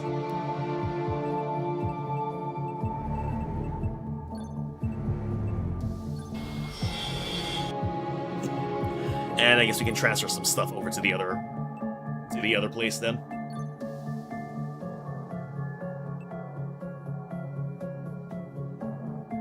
Why do I have so many sentry gun wreckages?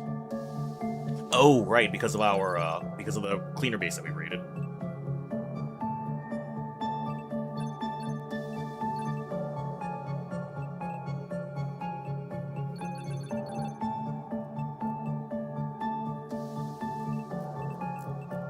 I suspect the bodies we can just get rid of.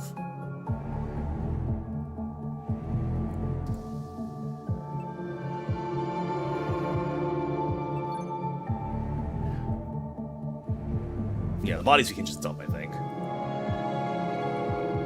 I'll keep one just in case we need them for something. Keep the drones because I think we're gonna need them for stuff.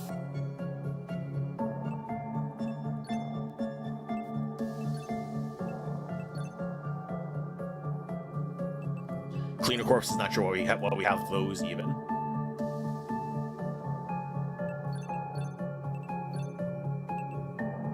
Cleaner data, I don't think I need the data anymore. Not sure why they're considered... alright.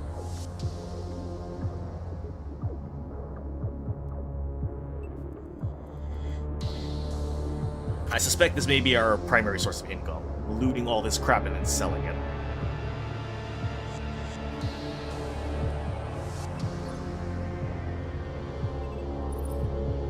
Okay. That works.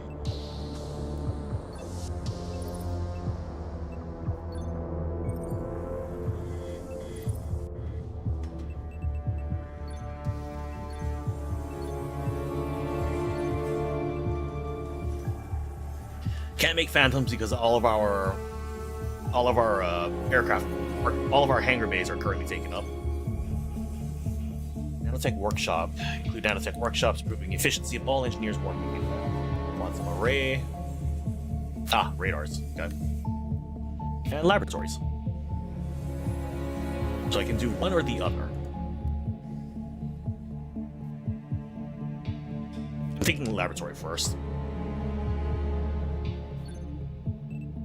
Expensive, but kind of needed right now.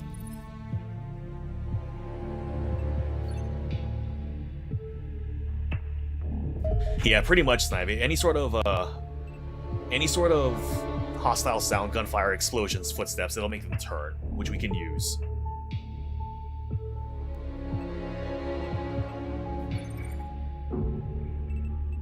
Now, how fast is our research? Oh, that's a pretty good boost. I like that.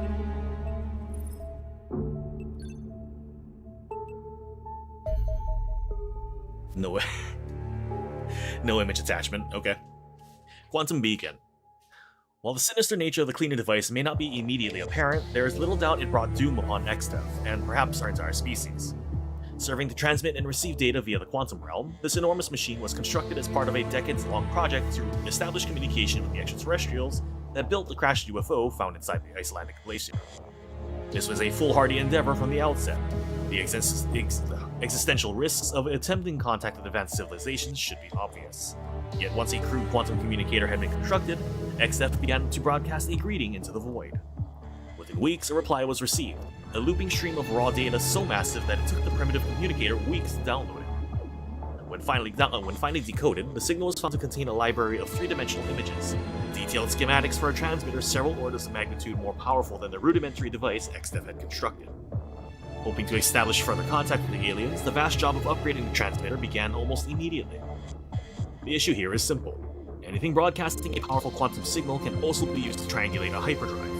This makes the resulting jump exponentially more precise, that is, substantially less likely to end with a vessel embedded in a glacier, and far more energy efficient than it would be otherwise. It is thus rather predictable the XF archives come to an abrupt end within days of the upgraded device coming online. Having unwittingly constructed an extraterrestrial navigation beacon in the middle of their own facility, they were presumably quickly overrun by alien forces intent on securing their gateway to Earth. Although there was a prolonged period where disabling the transmitter would have immediately ended the invasion, that moment has sadly passed. A quantum signal above our planet suggests the extraterrestrials have deployed a beacon of their own in high orbit, well beyond our reach. We will have to find another way to defeat our enemies. Great. Great.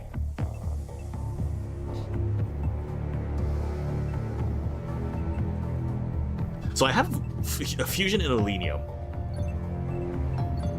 We'll go with Elenium to start. That was our earlier one.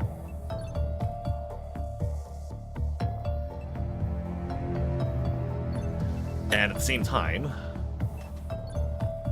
never mind, I don't have anything to build with right now. Oh, they are not happy with us. Yeah, that's a late game upgrade though. Elenium explosives. Despite having vast amounts of energy stored inside its crystalline structure, Elenium is a remarkably stable substance. It will not detonate upon suffering a powerful physical impact, nor if subjected to high temperatures, nor even if it's set on fire. Given the imbeciles in our engineering department handle Elenium on a daily basis, no doubt showing it the same lack of respect they show their betters, I suggest we should all be grateful for this. But sadly, it does make weaponizing the stuff rather difficult. Nonetheless, I am equal to the task. Close analysis of the structure of Elenium reveals tiny vulnerabilities that are relatively simple to break open with a focused laser beam. Doing so causes a cascading failure of the atomic bonds holding the substance together, explosively releasing all the energy trapped within. It therefore appears feasible to replace the explosives in everything from our battlefield hand grenades to warheads of our air-to-air missiles with Elenium-based versions.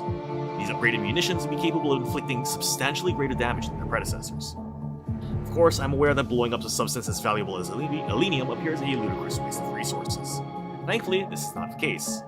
The bulk of these explosives can be produced from relatively plentiful and otherwise useless low-grade Elenium.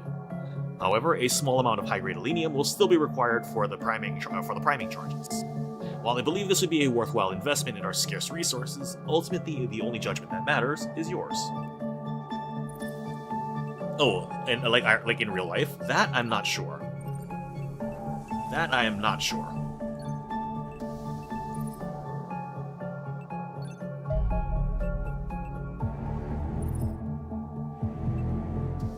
I don't even think our guys can reach that.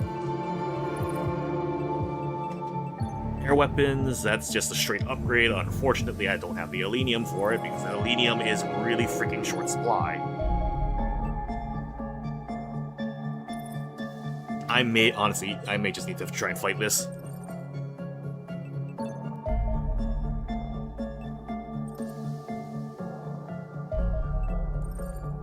Tail it until it's overland.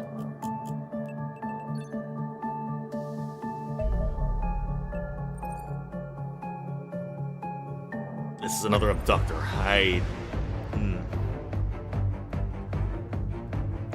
Really not sure what to make of this one, but we're gonna have to try it.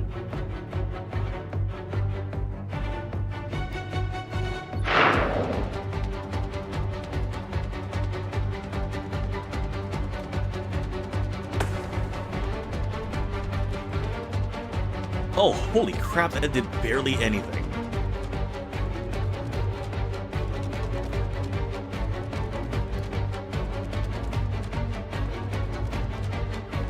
Yeah, no, that's a good indicator that no, we should not be fighting these things.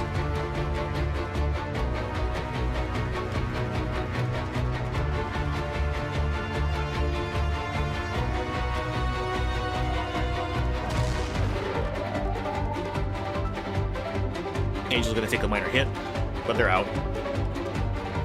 4 missiles, 1 armor off each. That's not happening.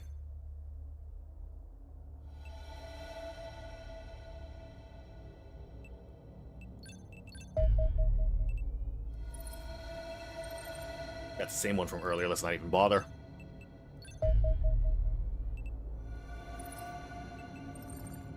That one is probably another abductor if I had to guess. Let's take a peek. That is another abductor, let's not. We don't have the kit for that.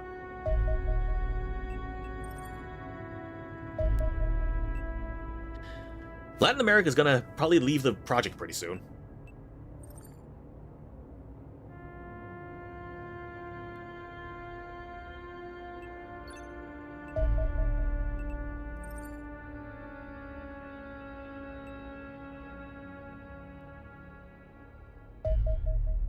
Parasite.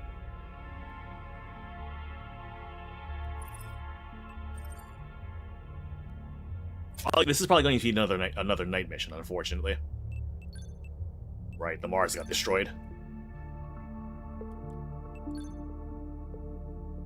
Oh, nothing wrong with bringing another heavy with us, so might as well.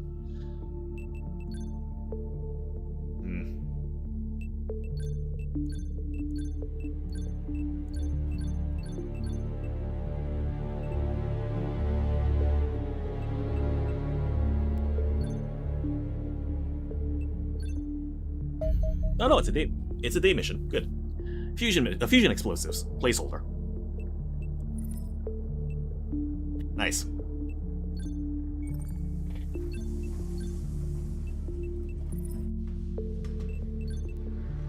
Great, we need more selenium for this. We literally... Okay, so we need so much selenium for everything, we just don't get enough of it.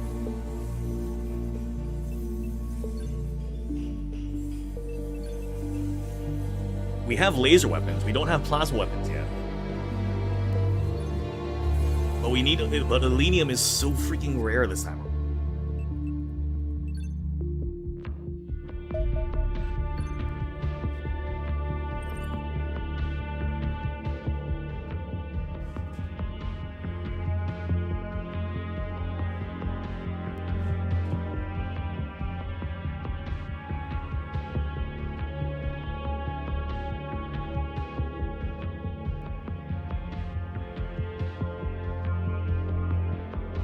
Could hit the alien base. I'm not sure what to expect of it. More likely we're going to be losing a lot of people to try it. And unfortunately I can't bring along 12 people with the Dragonfly because we don't have selenium to make the Dragonfly. Which is really kind of annoying.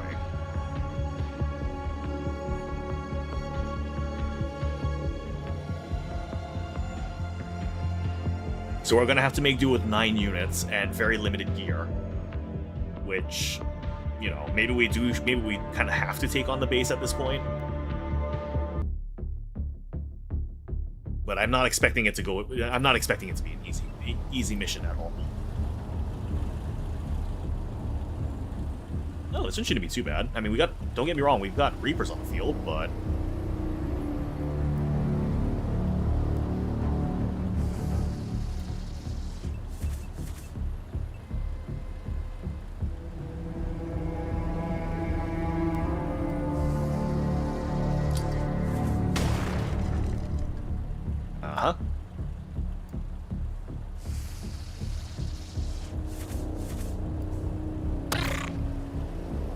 Solid shot, but not a kill, but decent hit nonetheless.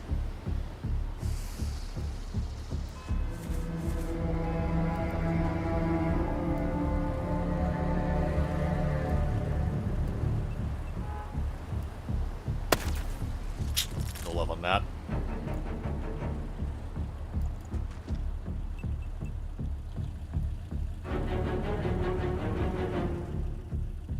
That's gonna be an easy kill. Well, quote-unquote easy, so... suppress them.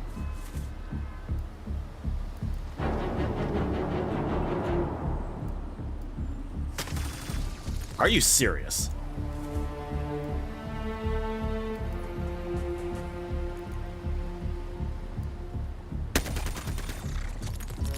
Much better. More shots than I would have cared to have used on that one, but when our guys can't aim straight, you know, kind of have to do what we gotta do.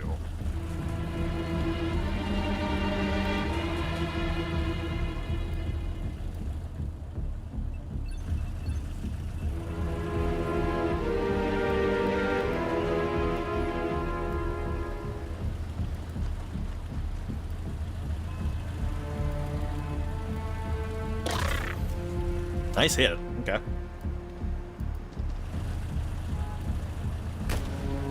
And a kill. Very nice.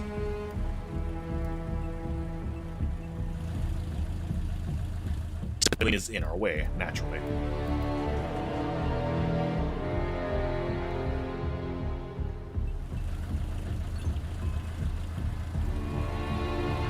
But we are going to have at least one Reaper get a kill here. Assuming we don't shoot the civilian.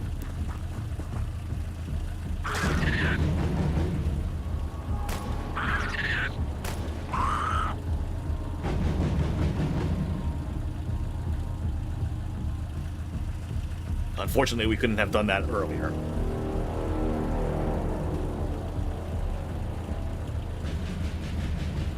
But the good news is we have it in view, and it's right there, so... machine gun should do its thing.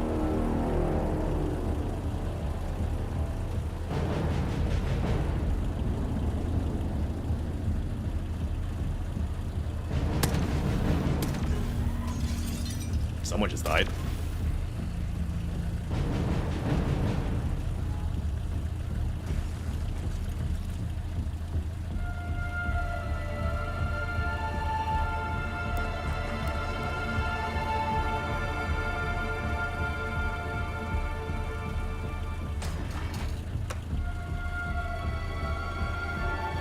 Okay, so this doesn't seem too bad. The maps are kind of on the larger side, which means a lot of people will generally not survive. But I'm glad that the panic increase isn't dependent on, you know, how many civilians are alive and dead at the end of the mission.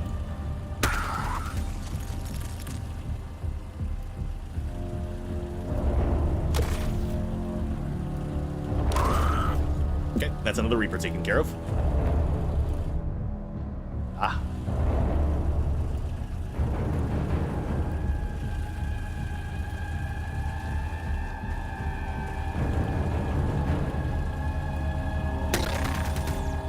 Okay, suppressed. Good. One Terra mission went well. We managed to beat it. Right now we have another one. Shot the wall. Great.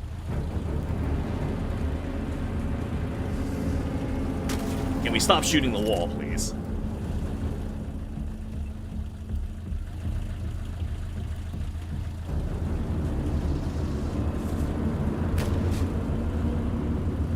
And I don't mean shoot the bushes instead.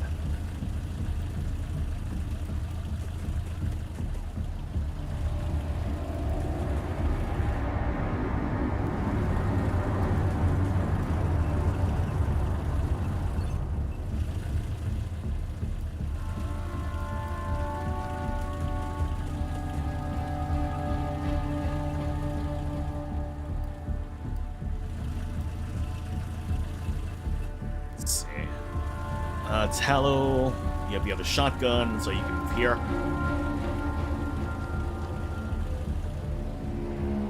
Oh, there's another Reaper over there.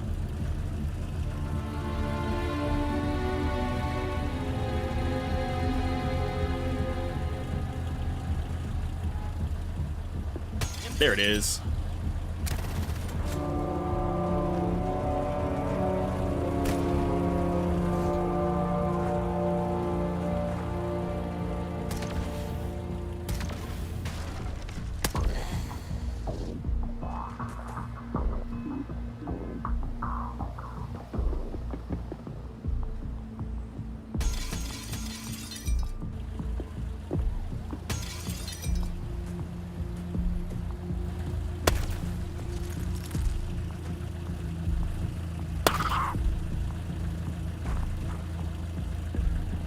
That's as close as they're gonna get.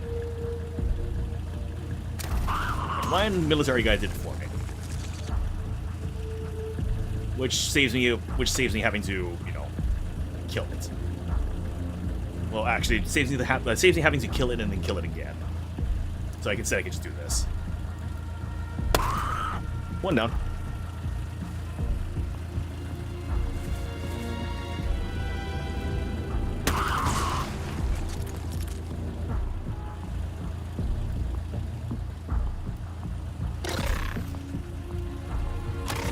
And another kill.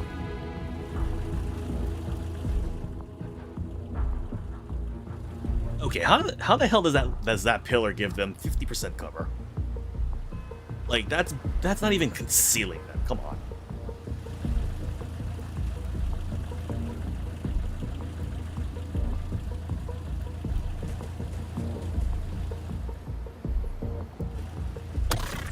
Yes, Snivy got a solid hit regardless.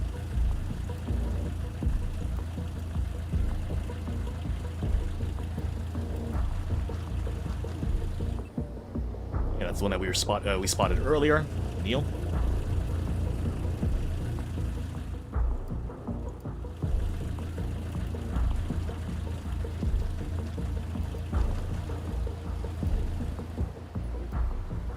Ninja Zombie, you're gonna need to reload and then move up.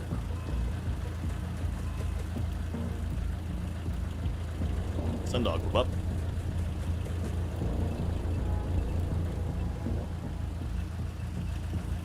Alright, we're good.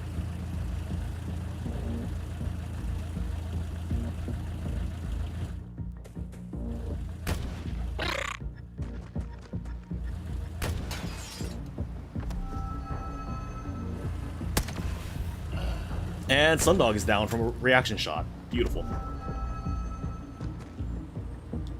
And hydrating builder. Cheers.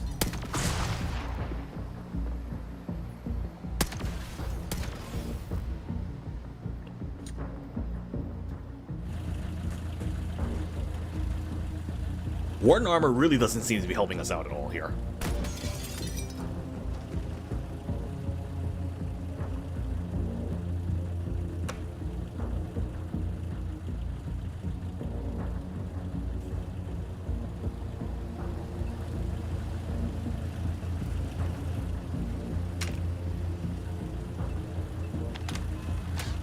And I have enough for a snap, but I'm not sure if that's going to be enough.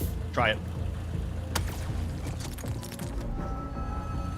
Sundog is 0 HP. No idea if he's dead or not right now. God damn it, really?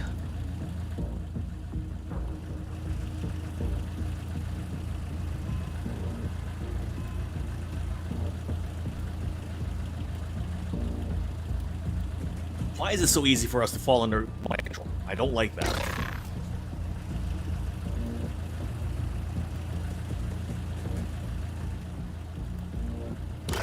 Thank you. Unfortunately, mind control also means Hammer's Ball is still going to be on the enemy side. Nope, I see that, Snivy. Loading it back.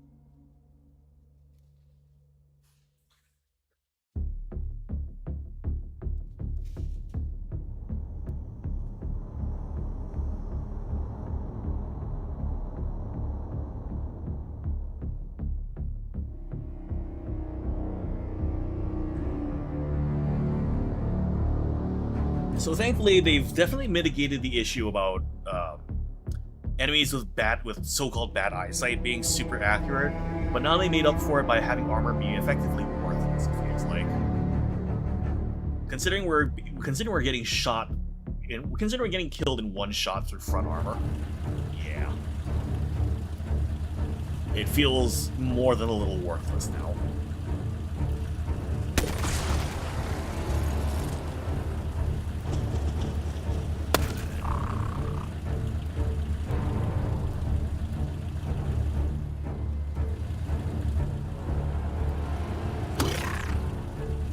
Suppress, good.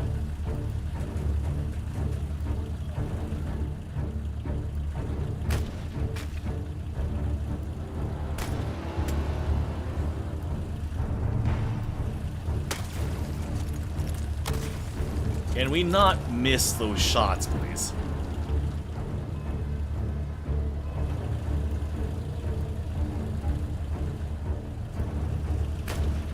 Thank you.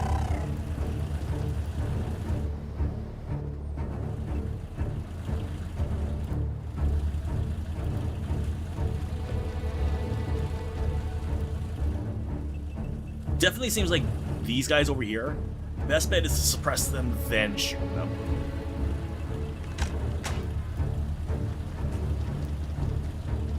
Because any attempts to not suppress them and take shots means that someone's probably going to get mind control, and I don't like that.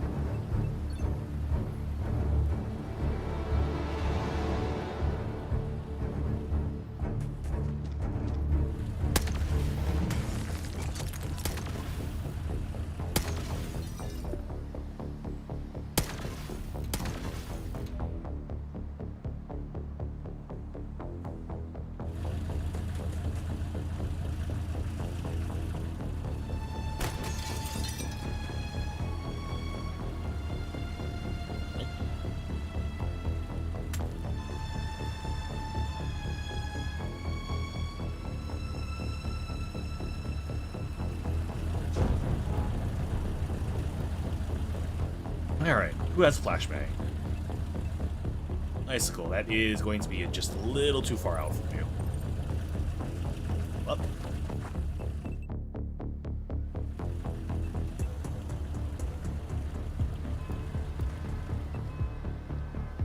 Another Reaper over there, good to know.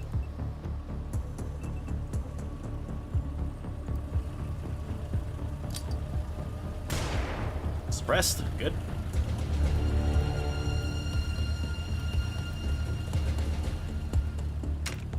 God damn it, I forgot about that. Again.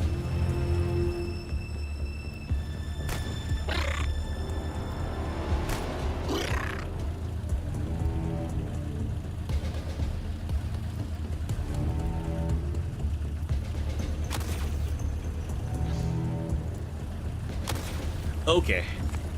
Our ballistics guys seem to be doing better than our laser weapons right now. Especially when you're rolling minimal damage like that.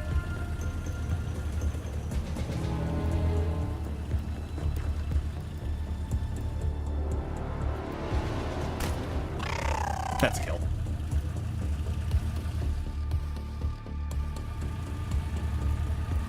Problem, Snappy. We need a lenium for that.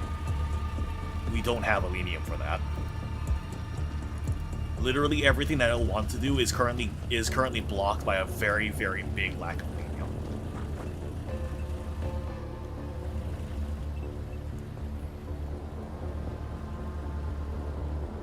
As in, at this point, for all the projects that I need, to do, including rechargeable lasers, is somewhere in the ballpark of 100 lenium. I currently have 7. And that's barely spending any of what we got.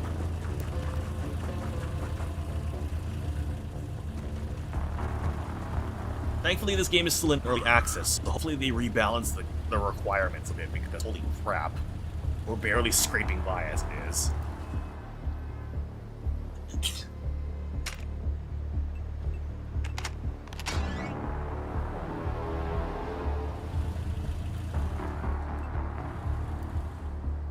Still a little annoyed how I have 7 shots. I have 7 rounds in this magazine. I can't just pull the trigger until it goes click. I actually need to do a full reload to change the magazine out. And that kind of annoys me to no end, not gonna lie.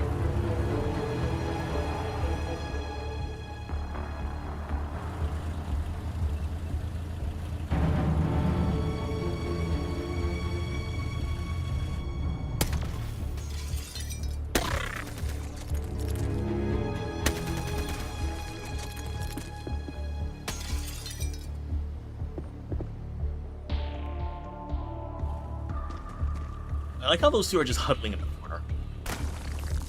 That's not helping us out at all.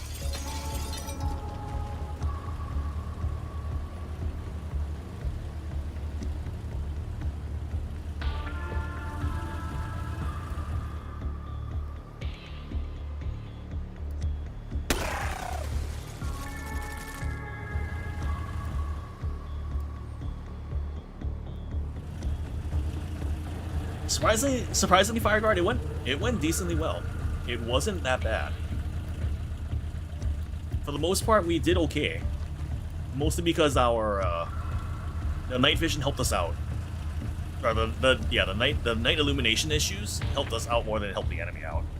Because I think it really did screw with their ability to hit us more than our ability to hit them.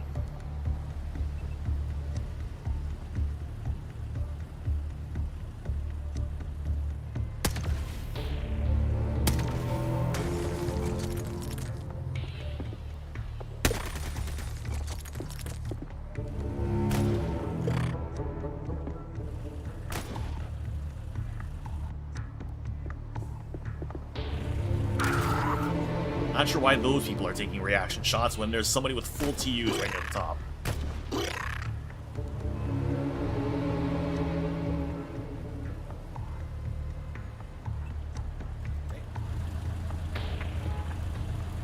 Have the zombie move up here.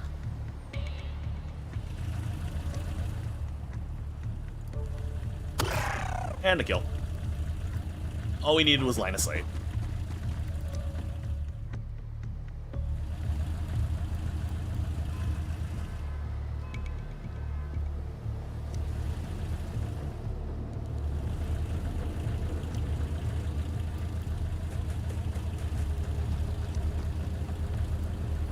I wouldn't say it's nice so much. I wouldn't say it's nice so much as I say it's kind of a necessity if you want to keep things fair. There's a difference between there's a difference between the game being difficult and the game being unfair when it comes to night vision missions. Difficult is making the enemies affected by night vision, but making it so that they can kind of mitigate it to some degree just innately. Unfair is just giving the enemies, they're just making the enemies completely unaffected by night vision.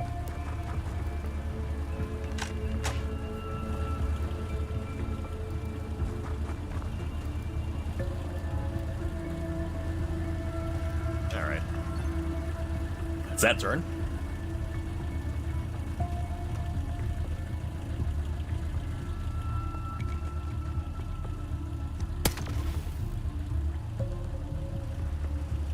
Someone triggered an Overwatch somewhere.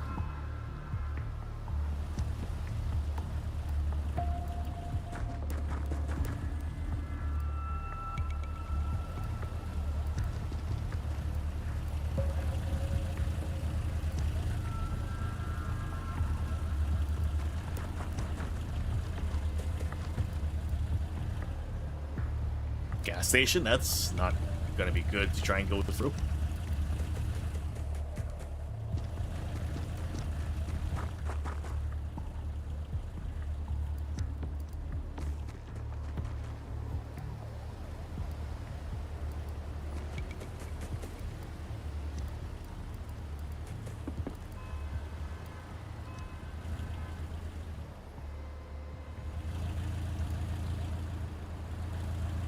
No guarantee that we're gonna not run into something from behind, so I'm just gonna kind of move as a group this time around. Yeah, that was the civilians, the reptile guys. They had poor eyesight, but they were able to like destroy us at ranges outside of our own, outside of our own ranges. It was a little ridiculous. Like, they were noted to have bad eyesight in that game as well, but I suspect they didn't really have any effect on their ability to shoot us. Yeah, there's something back there, alright.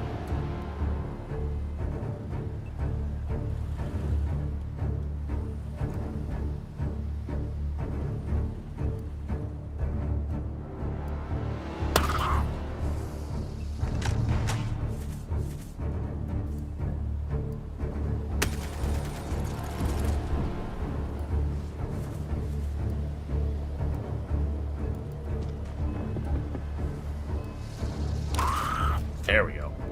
Got another Reaper over there, and got something in here.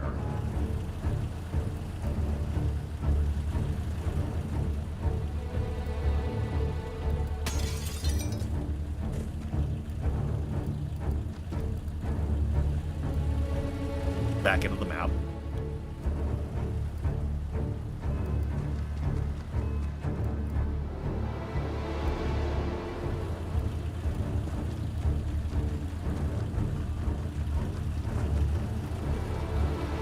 So since I know there's something in there, I can just move people up on this side and just watch.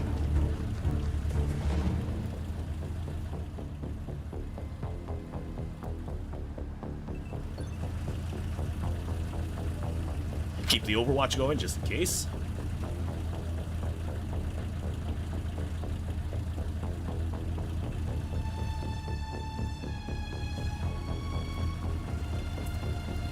In fact, you know what? Zombie, move in. I'm gonna have you blow that wall open.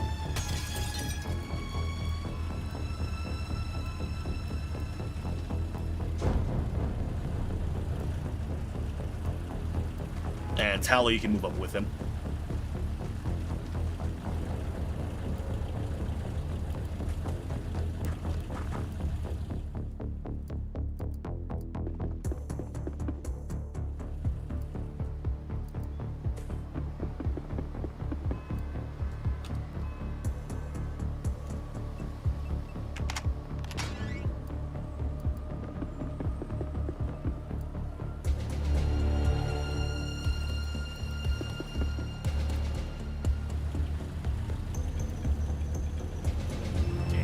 This side should be more or less clear.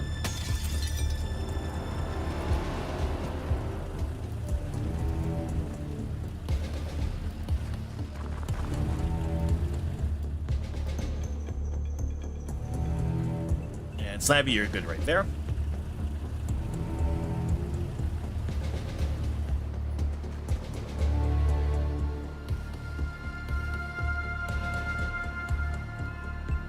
Alright, time to destroy this wall.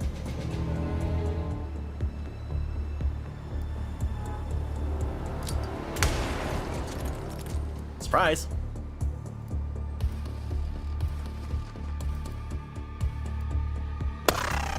Surprise!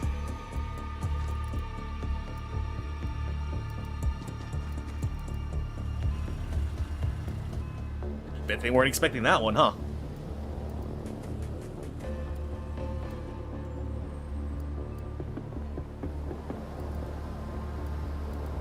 Everyone else inside this side, move up very carefully. There is a Reaper roaming around somewhere.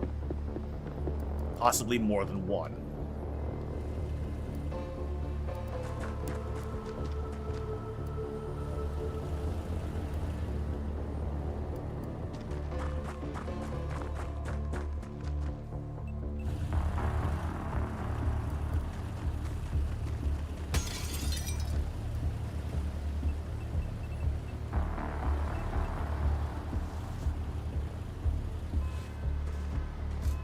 Yep, that's more than one for sure.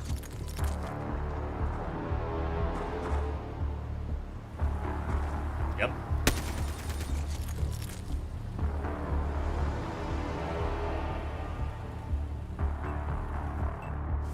Alright, time to deal with them. Kill.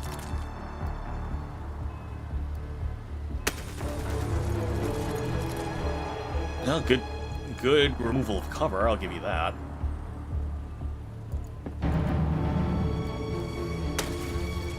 Really?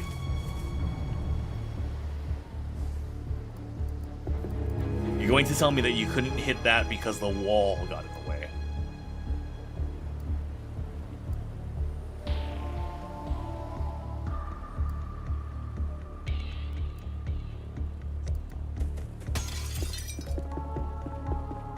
You best hope those Reapers can't get to you.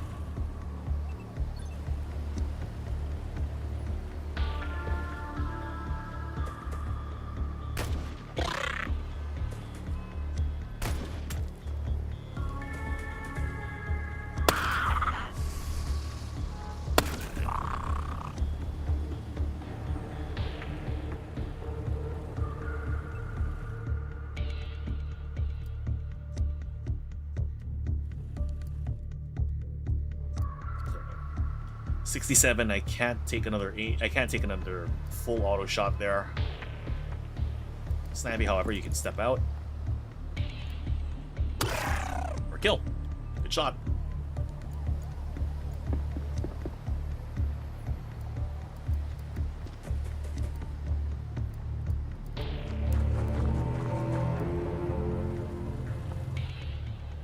Hey, Hildebrand, good to see you. How you doing?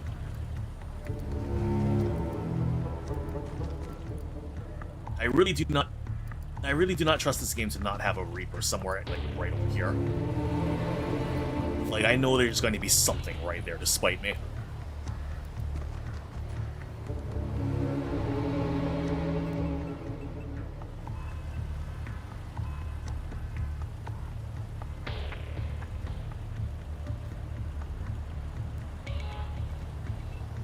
Okay.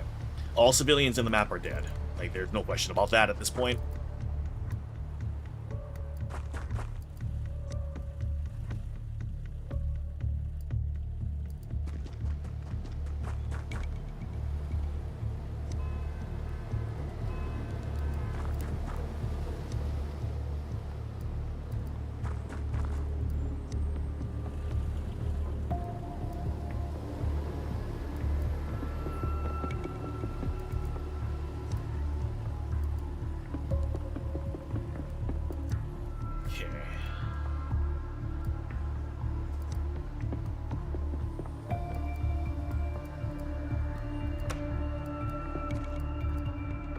Alright, that's clear. Good.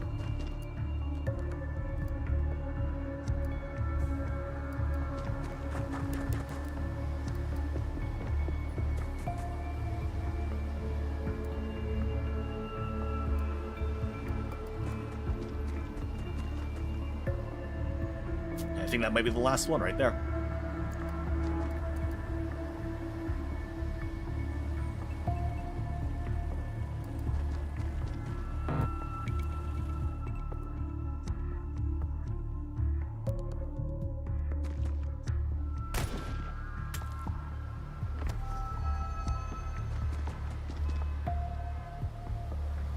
Great, so they can mesmerize even on Overwatch shots.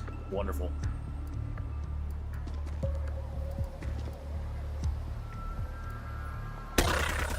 And that's a kill. Mission complete.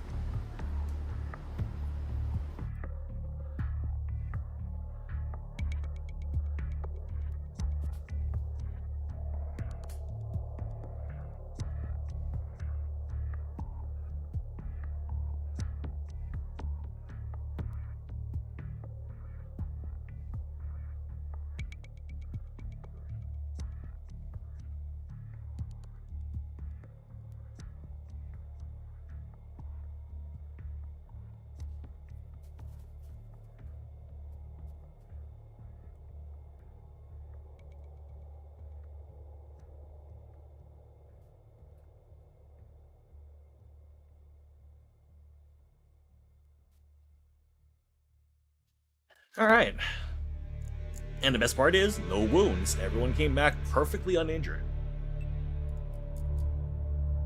A few more distinguished service medals, always a good thing. But yeah, I do believe it is time for us, once the Skyhawk is refueled, to try and take out this base. I'm not sure how that's gonna go. Main thing is that we kind of do need to do it because, you know, we're running extremely low on Elenium, and the base is probably our best source of it.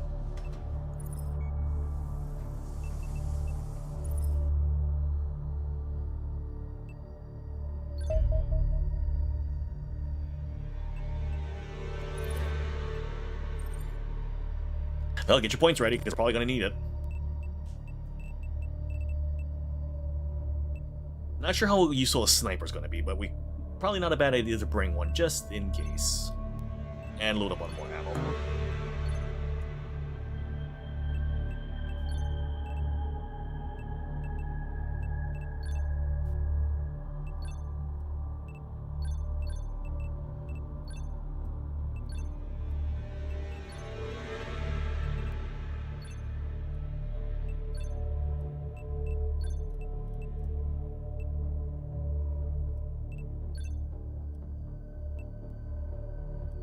Okay. Although, to be fair, I do want to get in on this mission, so I might swap out somebody for this.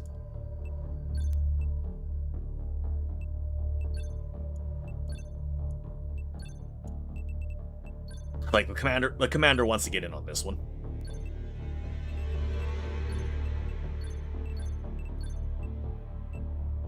So who's gonna sit out this one?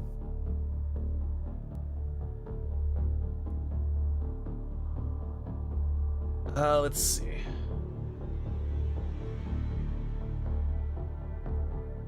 This is the kind of time that I really wish we had our bigger dropship.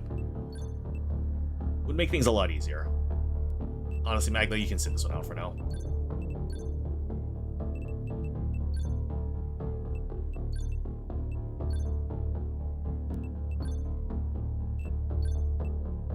Make sure I am fully loaded out for this one.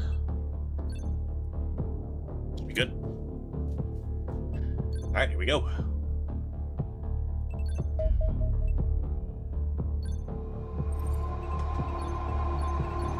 Yeah, right now we're mostly just hurting for Alenium. That's really all we need here. Lane base number 1.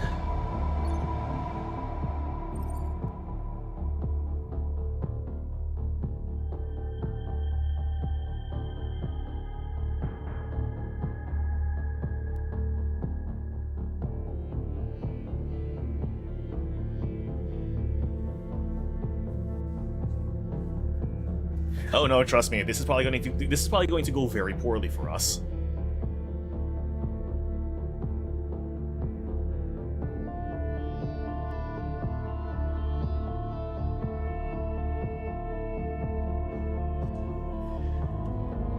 And hydrating ninja, cheers.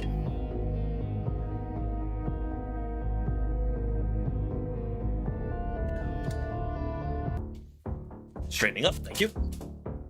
Gotta get good posture here if we're gonna want to do this.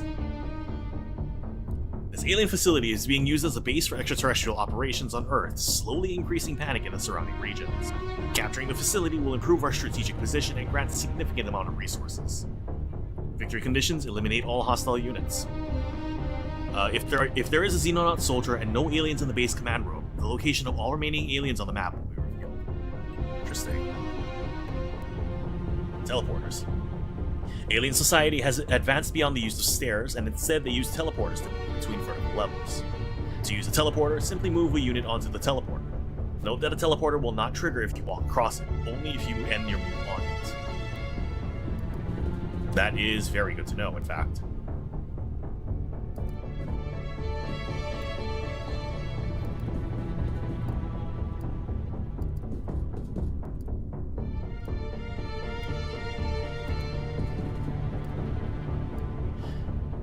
It definitely makes it a lot better than before, where it was just like a UFO thing. You just had to capture the room and call it good.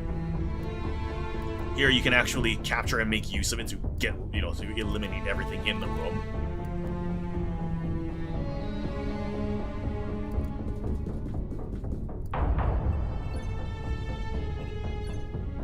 All right. I don't know. This is the first base we've ever done in this game, so I have no idea what to expect. I'm expecting it to be a lot more complex than the Xenonauts 1 bases.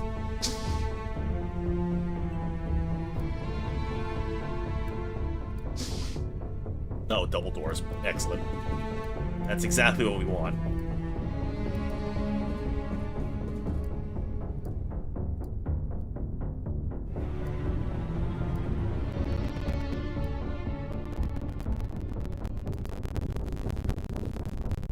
Which means I think this one's also double doors? Yes, it is.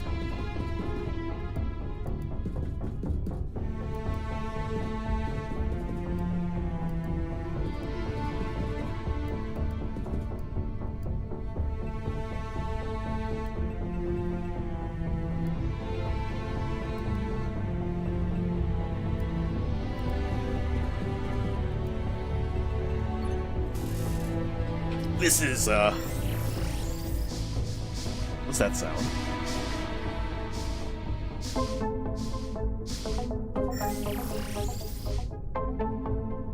I don't like that sound at all. That's something that's different. That might, in fact, wait. Actually, no. That might be the teleporter sound. Never mind.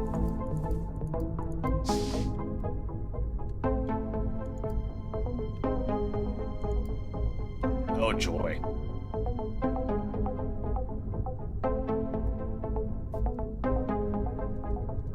Oh joy, there is a lot of doors here.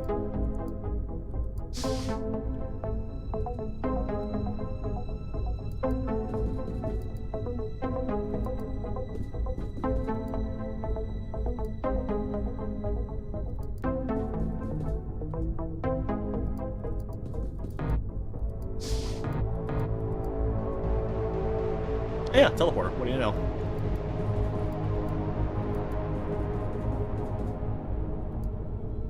Teleporter also means that there's a possibility that there could be something right there. You know, that's gonna be fun. Also known as that there is something there, and somebody's gonna get shot in the back.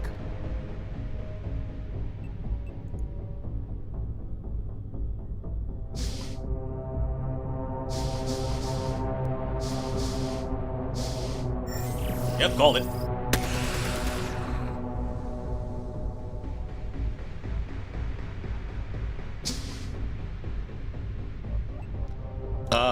Good reflexes on you, Jake. That was really well timed.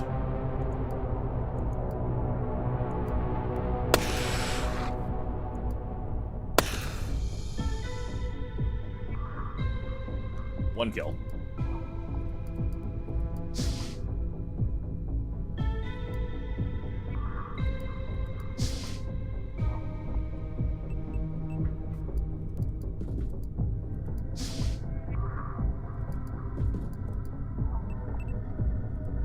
Play it safe.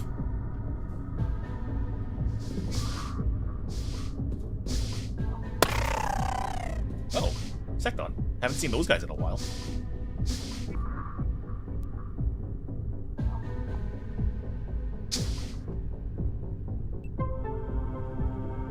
Is this another double door? No, it is not.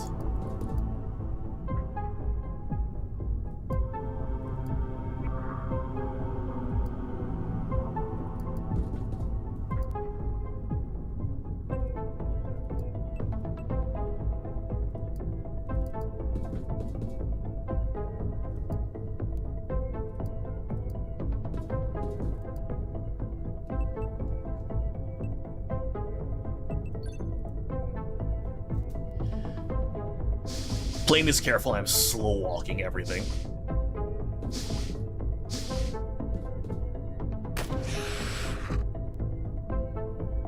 That is a regular civilian. Okay.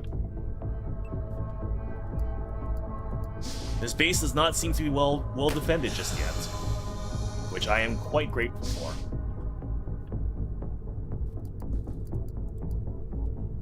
Okay, this flank is clear. This is a storage room.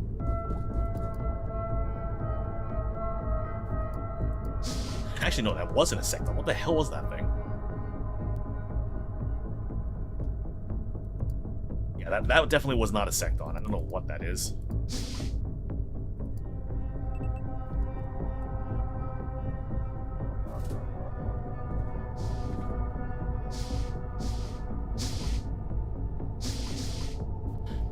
It's a very weird looking ant.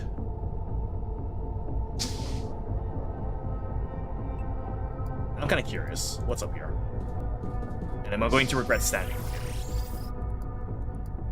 Oh no, it literally is just upstairs. Huh.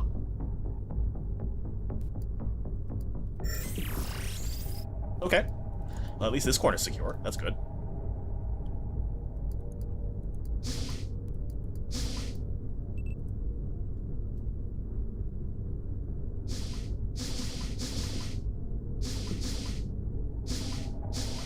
Something came through that doorway.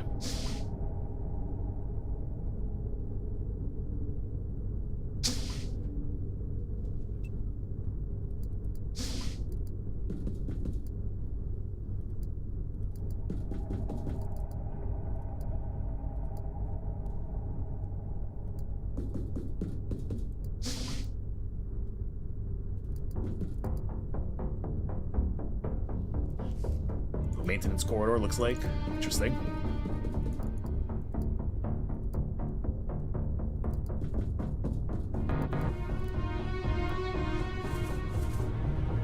The good news is that it seems like this side is clear. Second floor is clear over here. This is our main entry.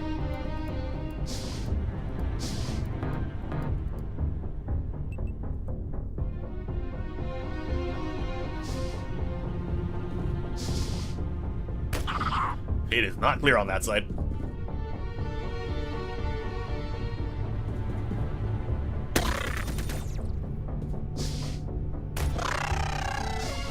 What in the world are these things?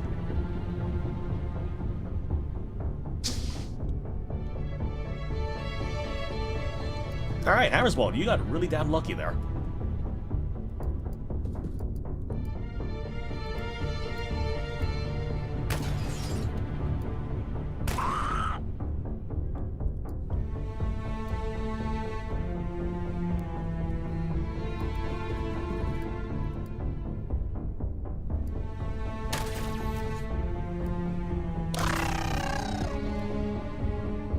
Yeah, all told, this is probably these things are probably cannon fodder. They're really not that they're not that durable, and it seems like their reactions are god awful too.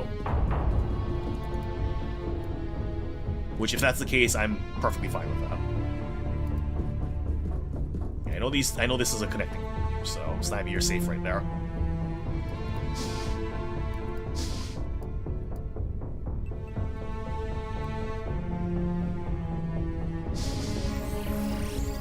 Teleporter being used, good.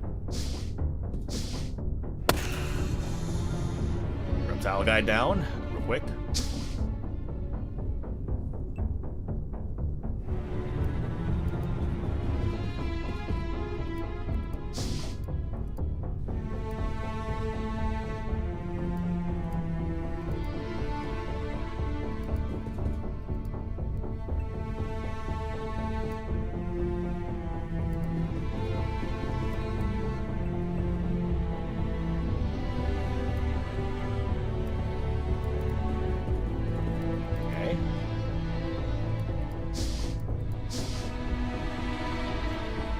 Honestly, leaving this team right here to secure these two rooms is very helpful.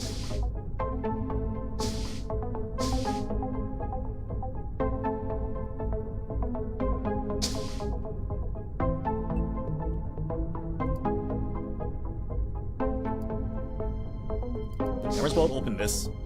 Oh, we got another one of these guys. They have plasma though, so that's gonna hurt if we get shot. Yep, we're fine. Unfortunately, we did blow open one of the other doors, so that's a problem.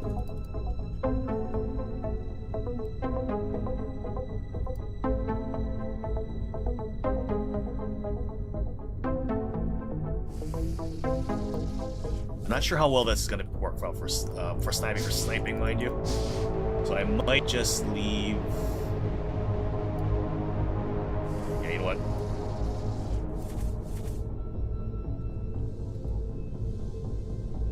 There's another door right there. Yeah, actually that might be a good spot right here. Just leave it.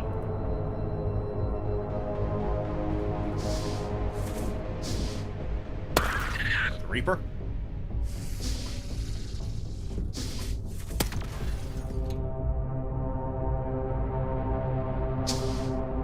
Okay.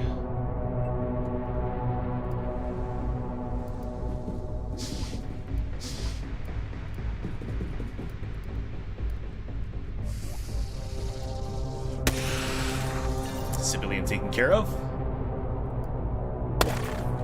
Reaper at 1 HP. Click.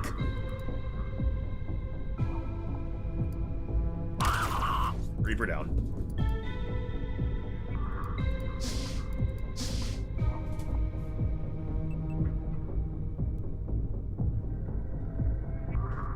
And yeah, honestly, now that that's open, now that both doors are open, and most of the obstacles are out of the way, now you can actually contribute.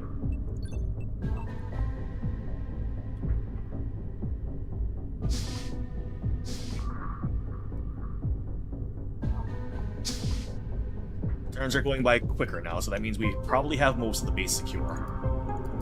Or at least most of the first floor secure.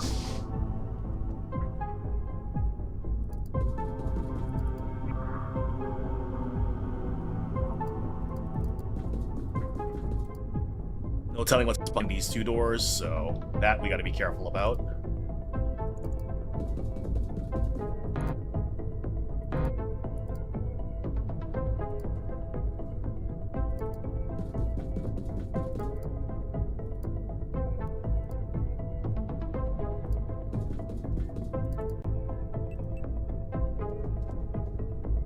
Okay, now I think I can move these guys forward.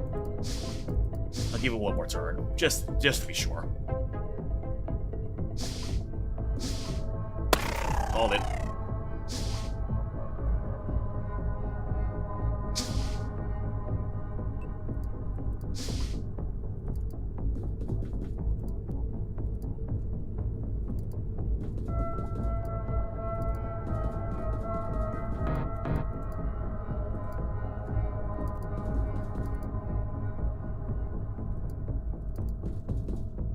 Okay, now I'm kind of curious. What's through this doorway?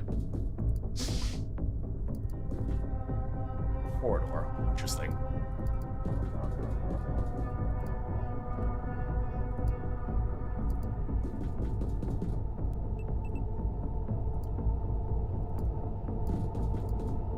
Honestly, stay over here.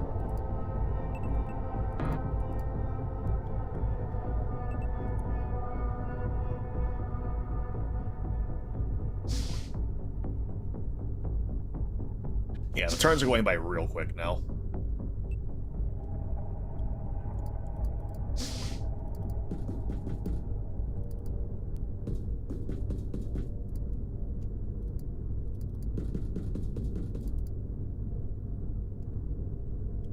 Okay.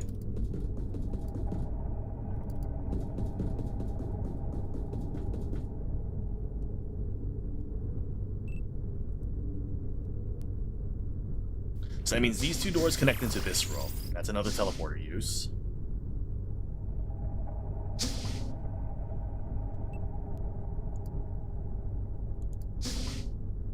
Okay, so that means this room is secure-ish. Yeah, this room's secure.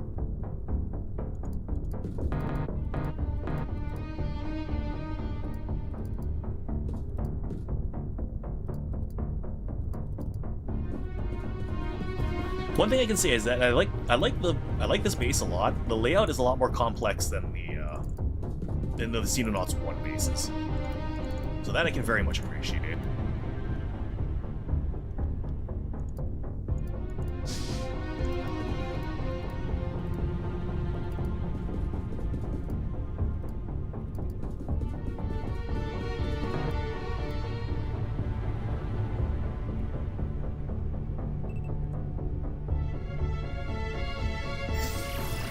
Teleporter use, okay.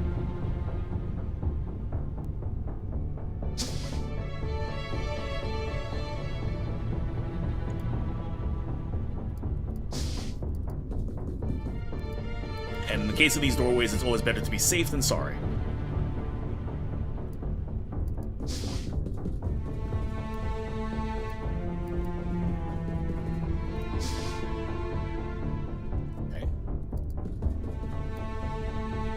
Actually, you know what? I'll move up on this side.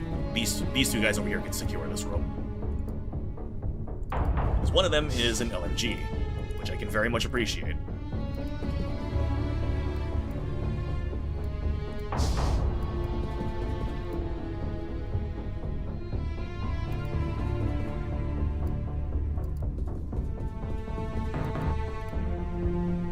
Mostly, I need to figure out what's in this room.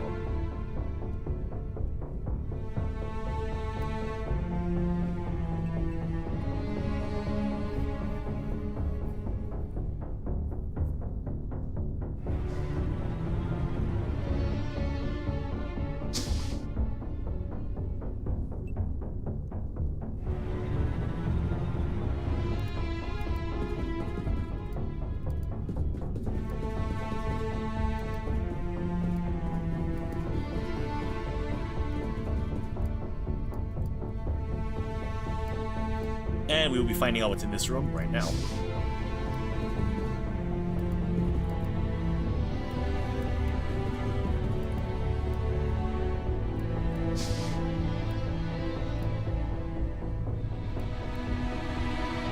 Seems to be a med bay of sorts. Okay.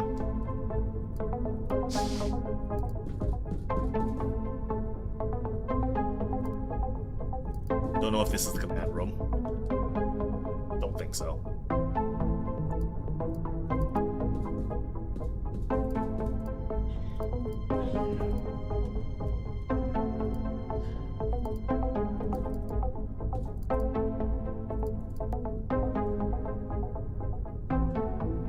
Okay.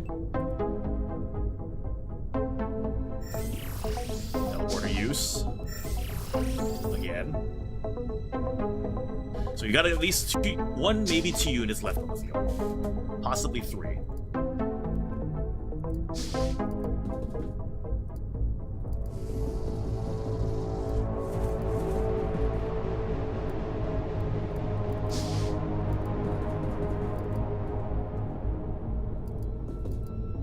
Okay, this is just the med bay. Good.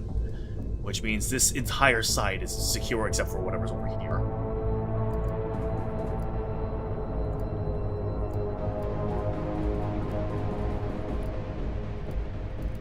Which means the crew over here can move up with the group over here.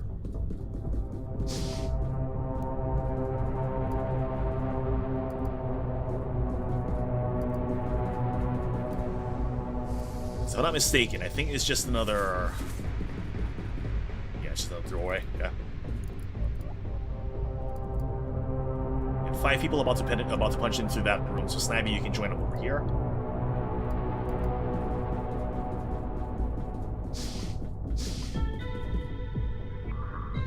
And then I think whatever's over here connects this way and this way. So this place is probably almost fully secured at this point. Oh crap!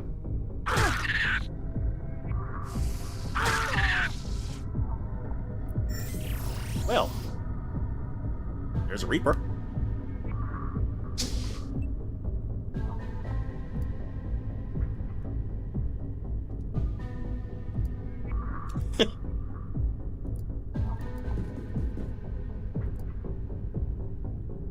Alright, I see it.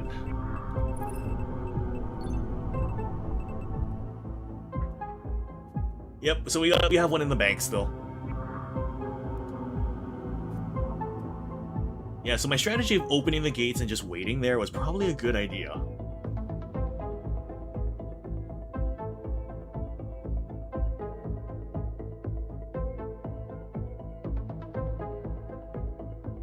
I was half hoping that they would have just survived, but unfortunately they didn't.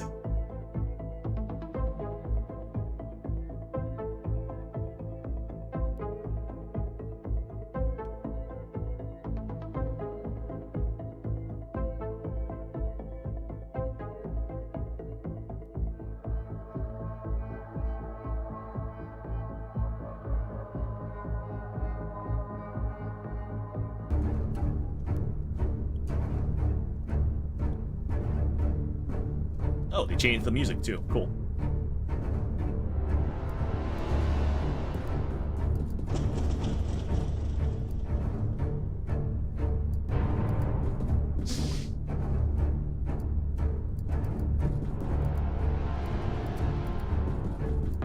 Okay.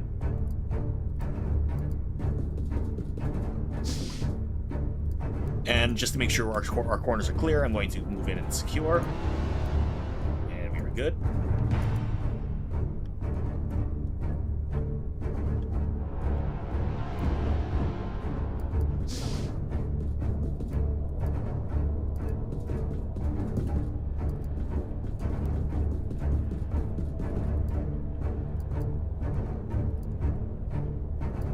And it's Snivy can join up on this side.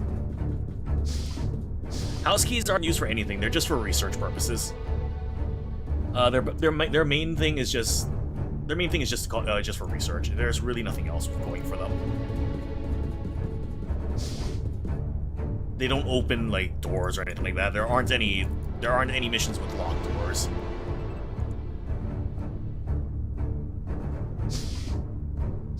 At least as far as I'm aware. They may be changing that in the future. There may be purposes for the keys, but I think it's just... Oh yeah, you found keys on this one guy's groups. You can research them if you want.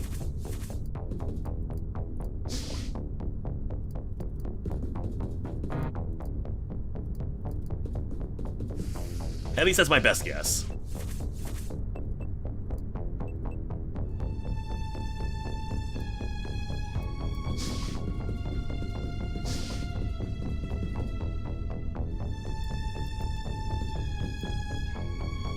Oh, hi.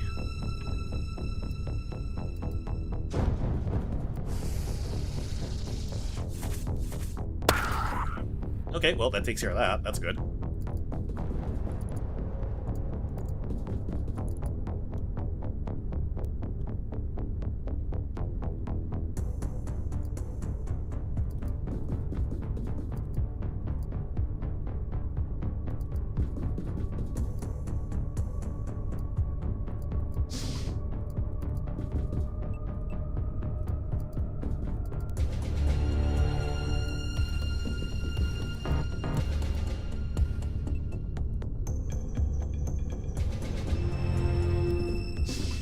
Hi, Reaper. Nice try, Reaper. Not this time.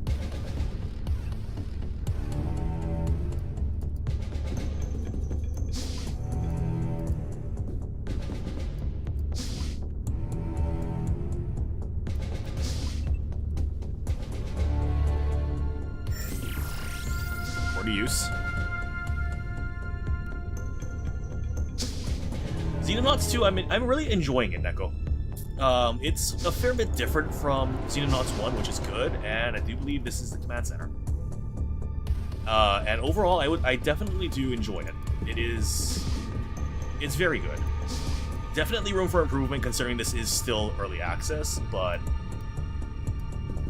if you like the original, or if you want a more newer take on XCOM, I could recommend it. Every time with the insufficient ammo. Every damn time.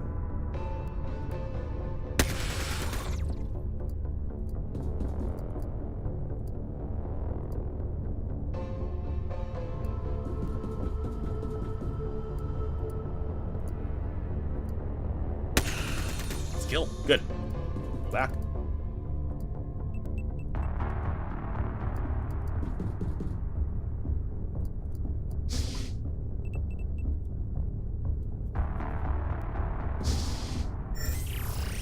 Teleporter use. Okay.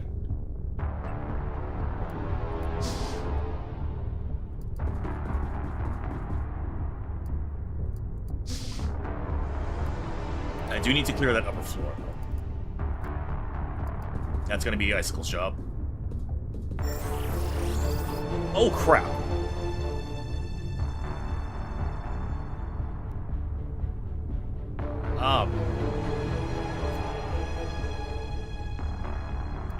Yeah, no.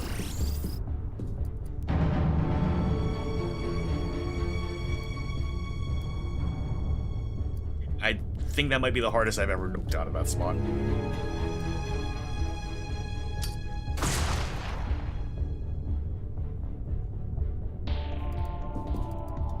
That may have indeed been the hardest I've ever nuked out of a room, like ever.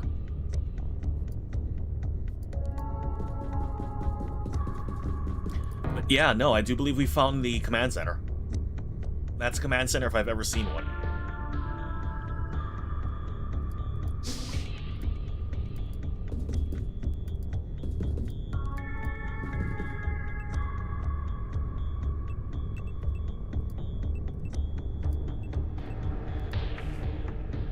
Snappy, I think we're going to need firepower, so move up on this side.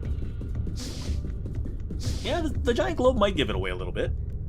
Just a little bit. This might hurt.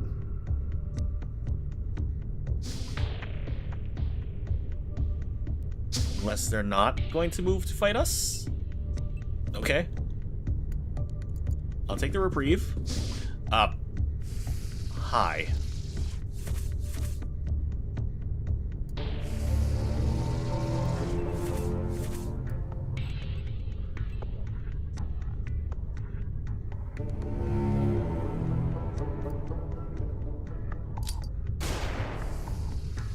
Suppression, that's good.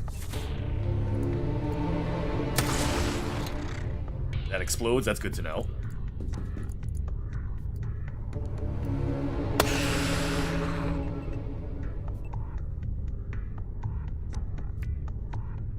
Drop the smoke right on him.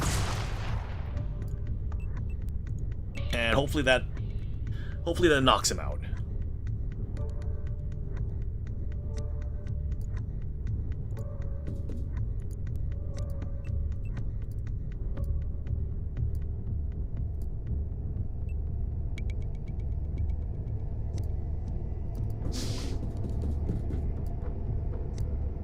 Because if not, I think somebody might be dying, and we may be making use of the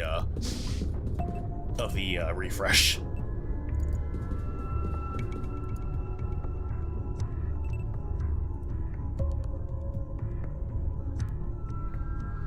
Oh, that's an officer.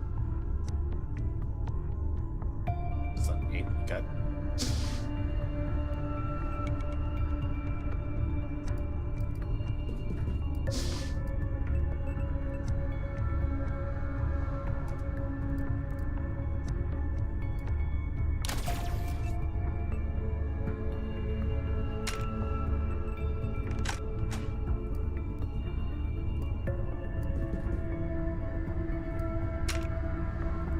Always with the insufficient ammo, I swear to God.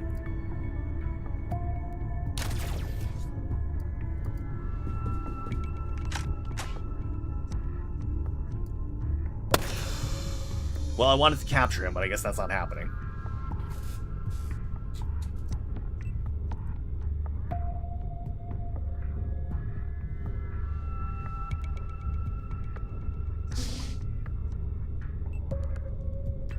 Right, I guess these guys aren't going to come down.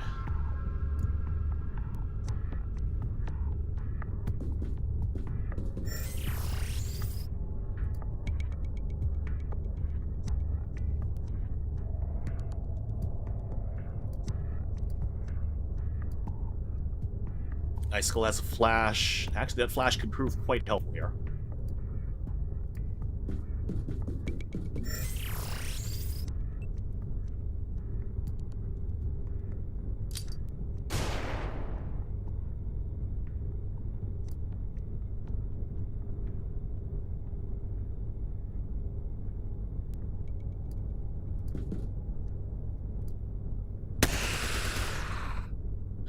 Really? You missed all of that.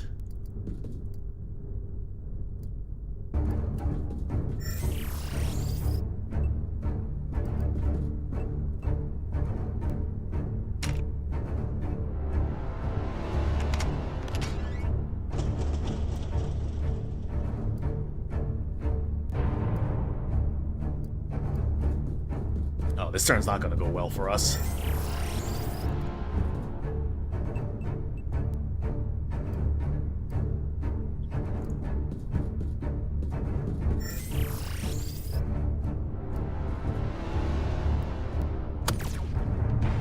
Okay, well, at least they're all suppressed. I don't think it's going to help us anymore.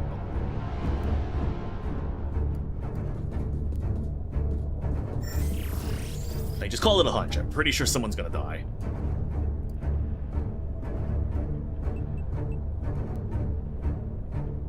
Shred armor, at least.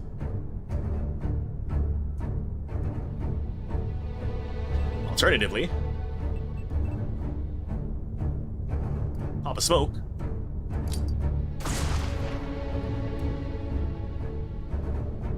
And pray that's enough.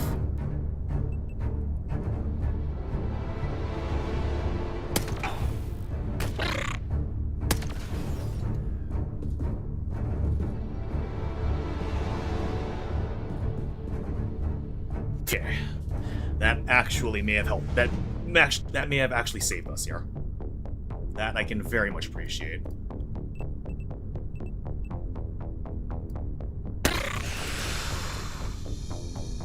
Suppressed all of them. Good.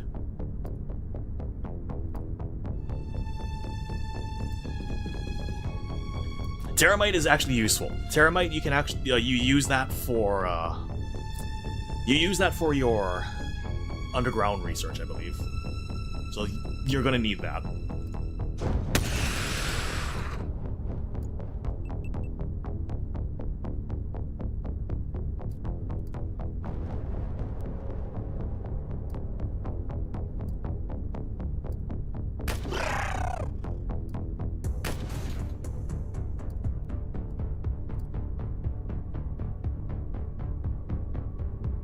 Okay, let's see.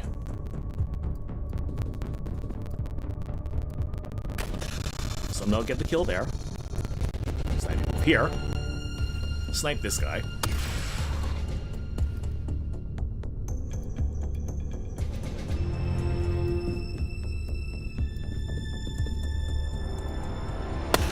Good.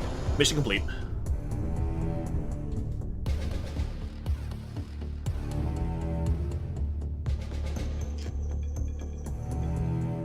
Okay. We got lucky on that last turn.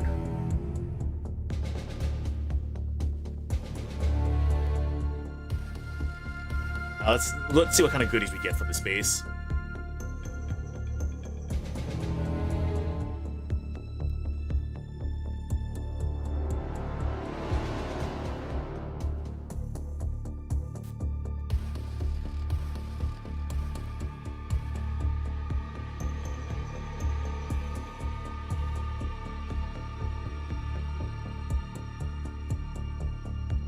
Show me the goodies. What do we got?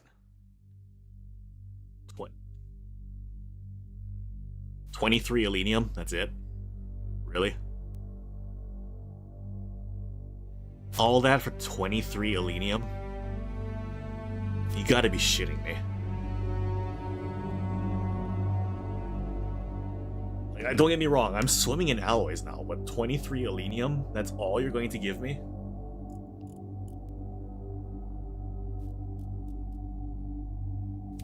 Tallow, yeah, that's a lot of kills for you.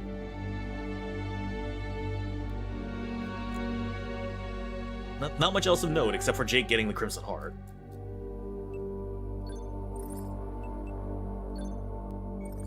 Nanofabrication. Oh! That explains it, okay. Now I can actually make Elenium. That's good to know.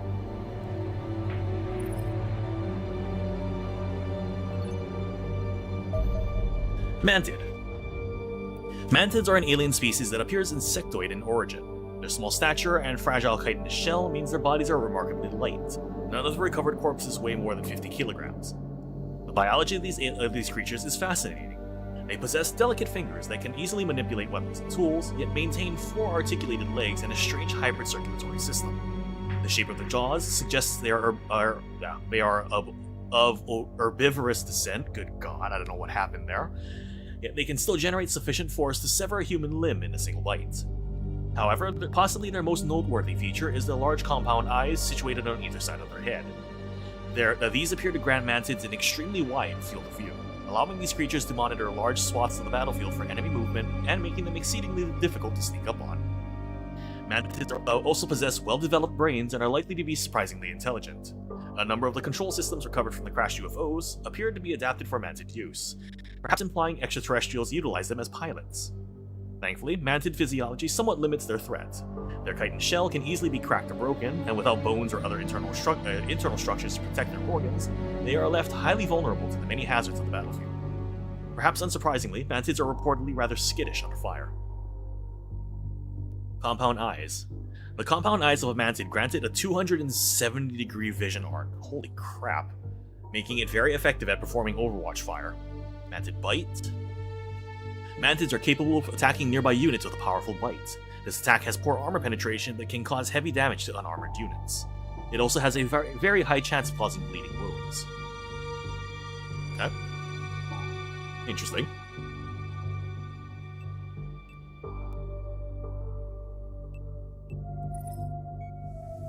One more hour for the Wraith interrogation to be finished. Research text coming in Milestone 2.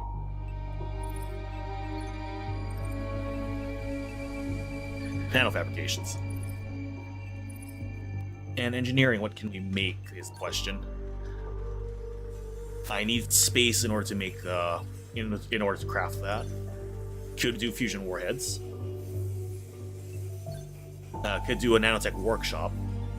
I can do one of these things. Actually, no, I can do one of these things plus the quantum array. But I think the fusion warheads might be the best idea, at least for now.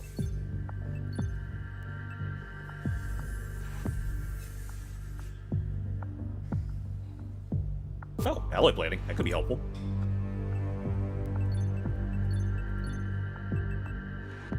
Or I can do the ammo recharge, which is going to be quite nice.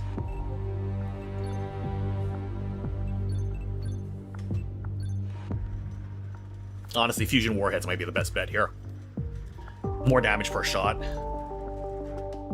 lot more damage per shot.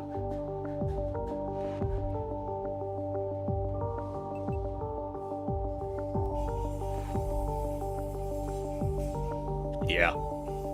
Yeah. Go ahead and do that.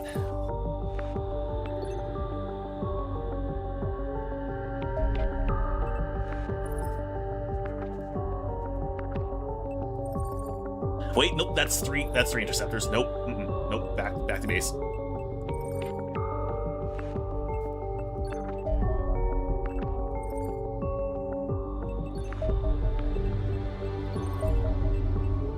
Oh, they're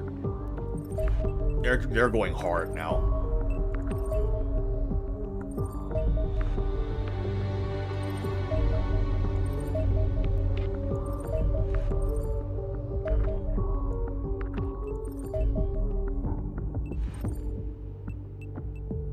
Let's see, how's the research coming along? I need that 3 more days, okay. Almost there.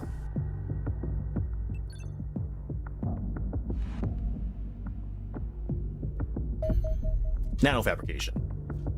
Although many things have been recovered from the recently captured extraterrestrial facility, the most important of all may be the technology we have retrieved from their workshops. Our enemies appear to make extensive use of nanofabricators, devices capable of manipulating materials at the molecular level. Such machines can create almost anything, building up the desired atomic structure layer by layer using an array of precisely controlled lasers and magnetic fields. This seems to be the method by which the aliens manufacture substances such as alloys and selenium. Finding a way to harness this technology is therefore the only way we might hope to create these exotic materials for ourselves. Given humanity lacks much of the expertise required to design a nanofabricator of our own, we have instead decided to concentrate on gaining control over the recovered alien device. Thankfully, this has now been achieved, to some extent at least. Although we have gained low-level access to the nanofabricator systems, the high-level computer systems that automate the manufacturing process proved impenetrable. The interface we have built to control the device thus requires manual operation at all times. This means it is now possible for us to fabricate alloys or selenium, but only via a process so tedious that even the simpletons of our engineering department would likely find it unbearable. Worse, should you deem such suffering necessary, or perhaps deserved, it is also rather expensive. The nanofabricator is a delicate beast, and the raw materials it employs requires processing to astonishing levels of purity, using specialist equipment to function correctly. I therefore strongly advise you to continue recovering as much alloys and selenium from the battlefield as possible, and only use the nanofabricator where truly necessary, like right now.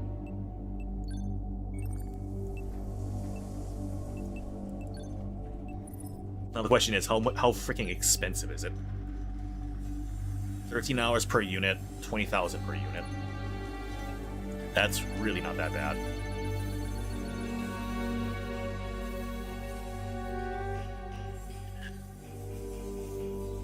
$25 days for a million, 25 days, 1 million funds for 50 units of selenium. That's perfect. I don't mind that.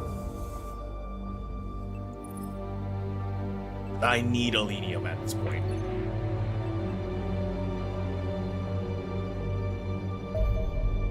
Interrogation of Reaper. Placeholder. No research projects, which means we are making more money now, which is good. So now it's a matter of time of producing enough selenium for all of our needs. No, you see, Ninja, it's not the Reaper didn't escape. It's just Kree. We let him out. We gave him an interrogation, and we now have a pet Reaper roaming the base. It's fine.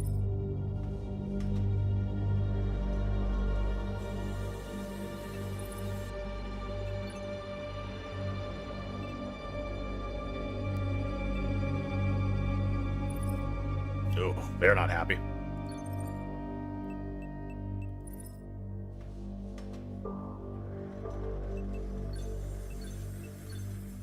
It might actually be time for me to decommission the two Angel Interceptors. I might also decommission the Skyhawk at this point too, come to think.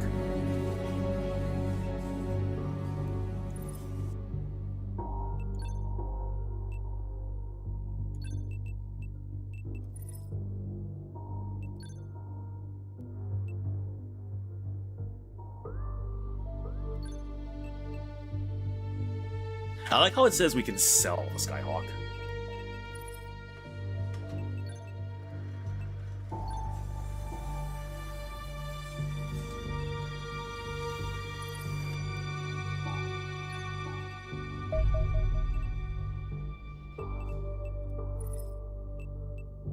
Oh wait, in fact, you know what? I just realized I have engineers over here. I can produce selenium on this side.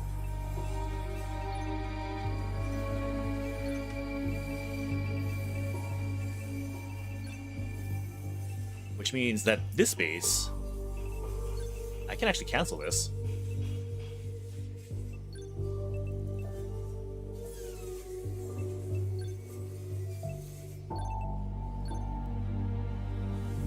Yeah, and then once I do that, I can transfer alloys over to the other base. Yeah, Yeah, that works. Okay.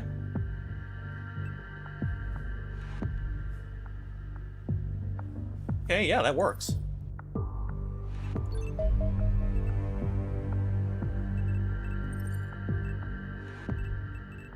Let's see. Base stores. Transfer. Here it's Phoenix Point. Where's our alloys?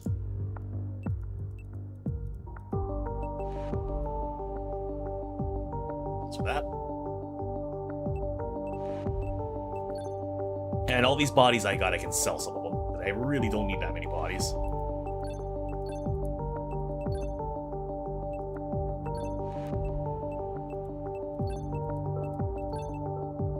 I'm mostly just keeping I'm mostly just keeping some of these bodies just so I can have just in case I need them for any sort of construction or what have you. But I don't think I need them.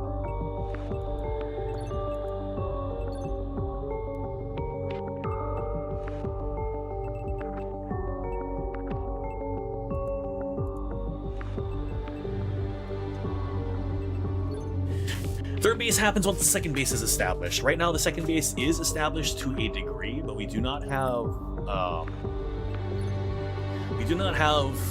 ships and such in the base yet. You know, jets and things like that. So it's going to be a little while still.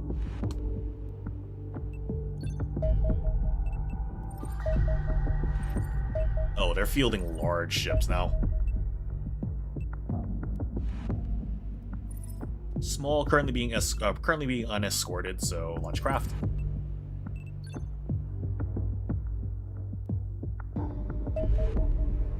Observer. Yeah, we can tackle this thing now. It is already over land. Let's get to it.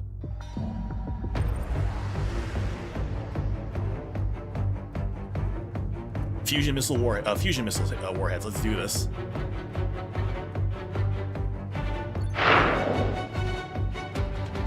Angel 1. Afterburners.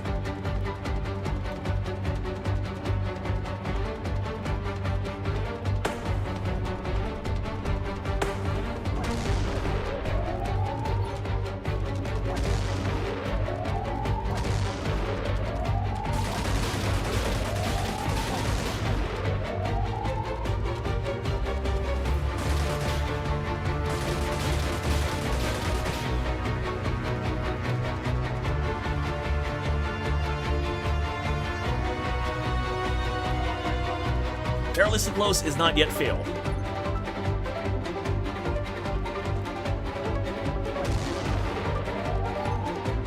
Took that hit.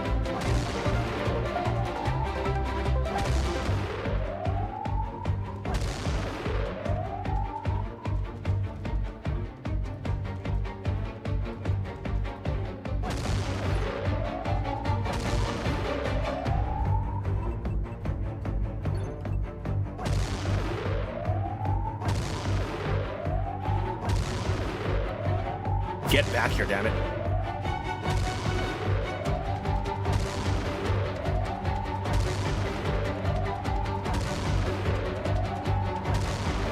And you are not in the firearm part.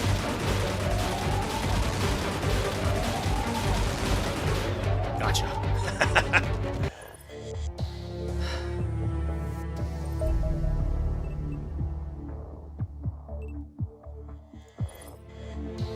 Dragonfly is still under construction.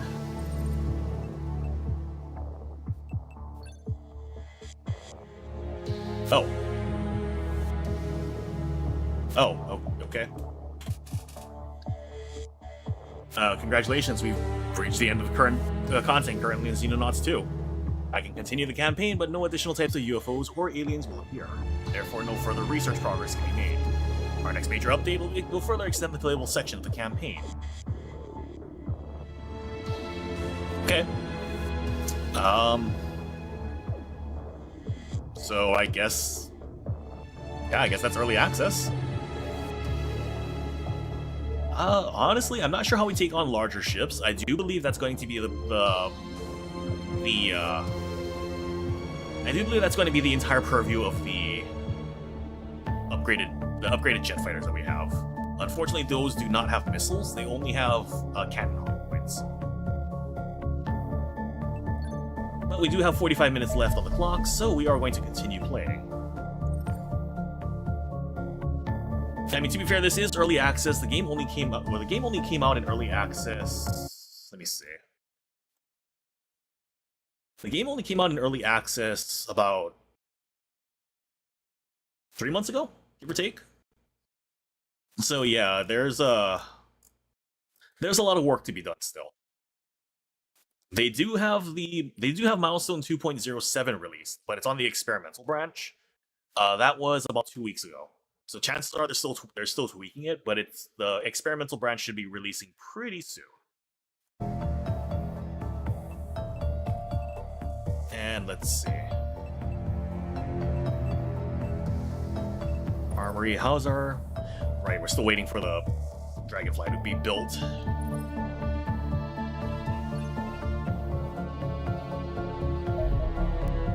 Oh, for the love of God.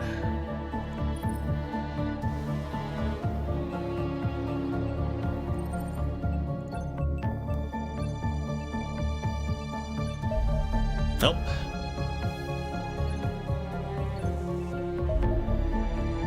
Dragonfly dropship is now done.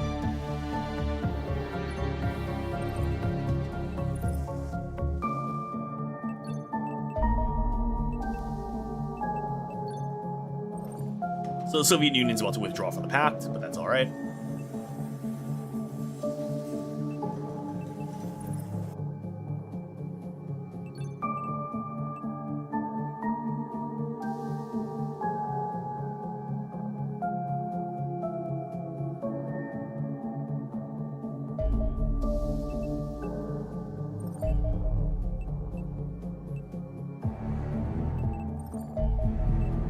Fortunately, it seems that we're not getting anything else going on here. Oh. Okay.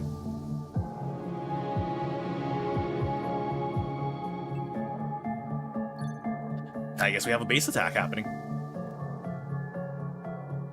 What is this? Oh, rangefinder. That's helpful.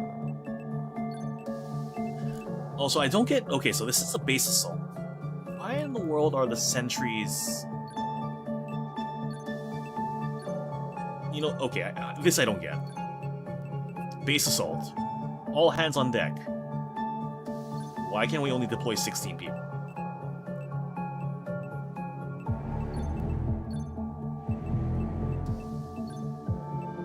Like, that legitimately doesn't make sense.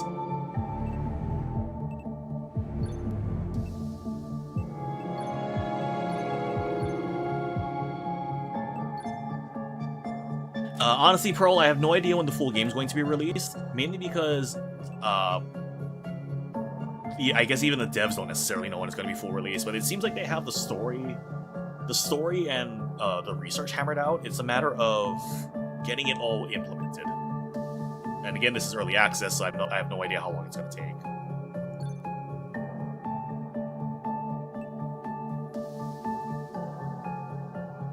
No, we haven't lost yet. We're just not running 100% like we have been. Overall, I think the biggest issue here is the payout of Elenium. We took out a base and only got 23. Like, we took out an alien base that was full of goodies. We got like 90 alloys, and yet we've got only enough Elenium to barely even do a single project. Which for a base, you figured there'd be a lot.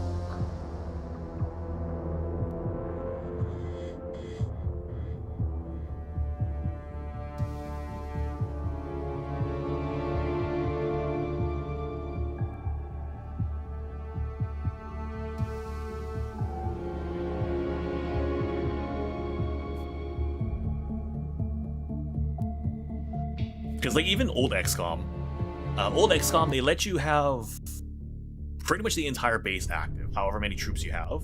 You're only limited by what gear you have in the base.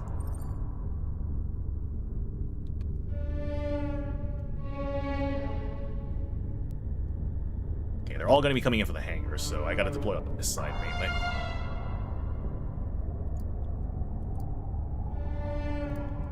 Oh god, I can feel the lag.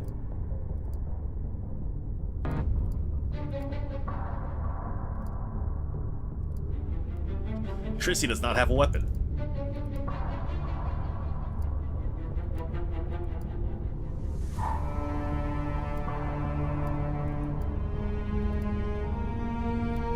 Plus, it feels a little weird with the fact that, you know,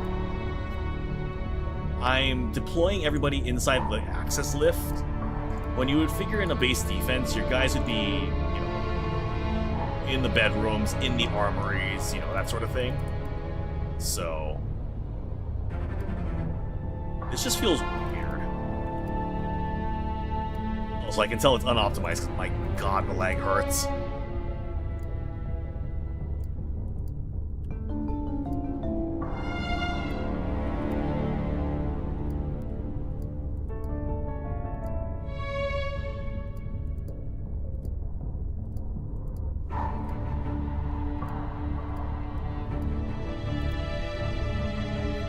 Okay.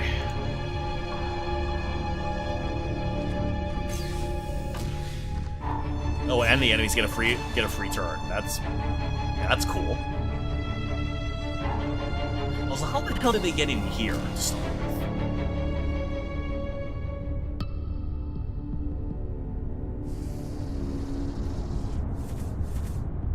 Okay, so apparently they don't only deploy in the hangar area. They can start in this area, like inside our gyms, which makes very little sense.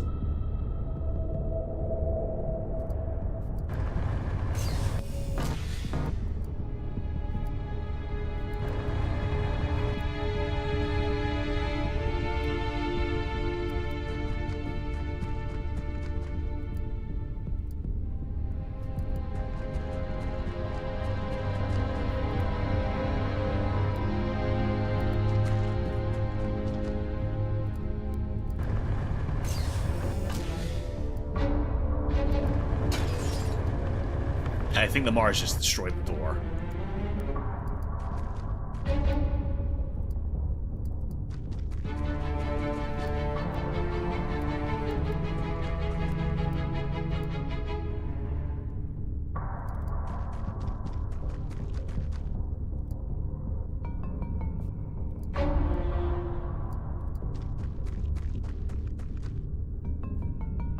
Okay, so I think the plan here is whoever is currently weaponless is going to be picking up enemy weapons and using those to help us out.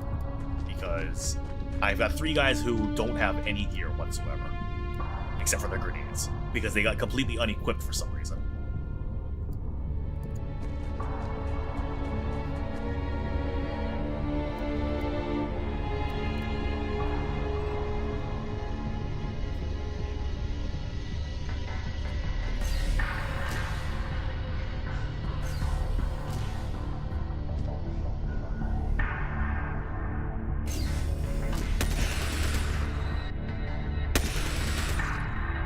That is a lot of... Okay. That is a lot of units right there.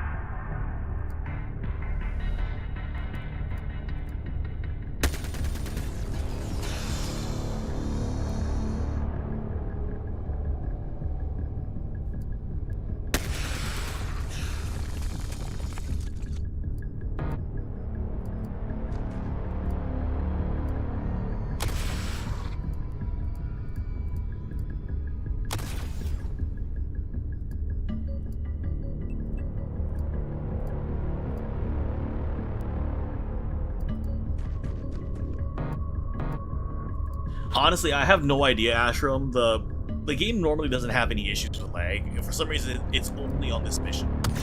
Like this, like base defense. Even the alien base defense didn't have this lag. So I don't know what's going on. Oh crap!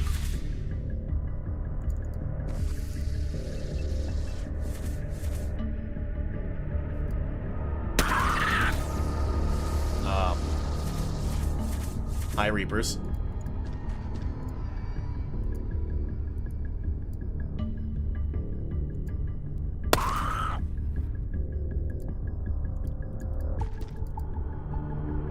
I was not expecting Reapers. But I guess that makes sense, because they want us dead. So you know.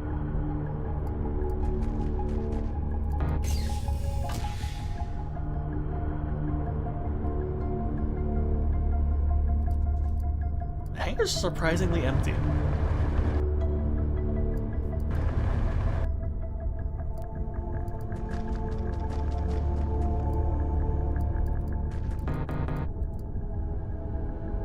No, it's not. Never mind.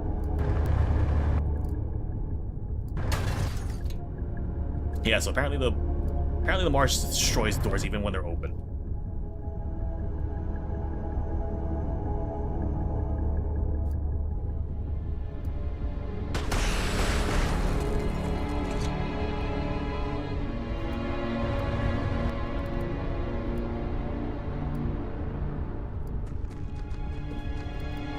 Honestly, Toothless, I'm gonna have to think about it. I wasn't expecting it to end this quickly, so I'm probably going to have to give it. I'm probably gonna have to give it some thought.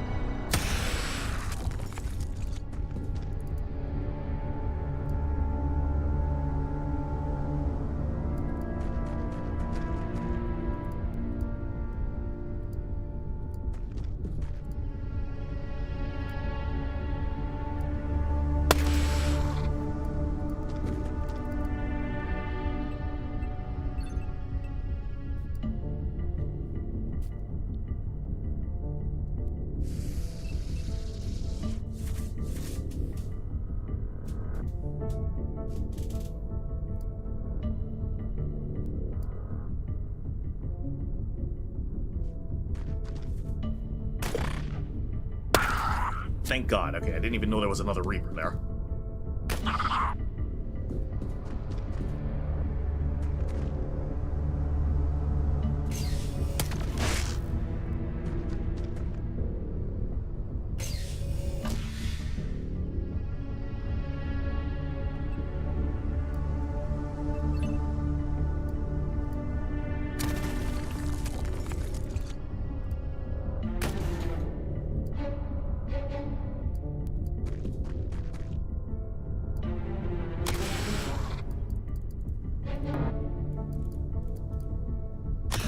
Well, if I blew up some resources, all I can say is, oh well.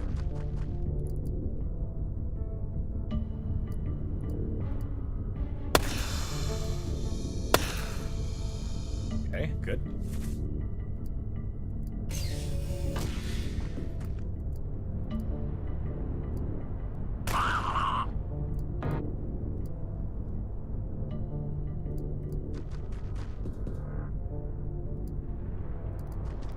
This is our own base, so really I don't mind blowing up resources.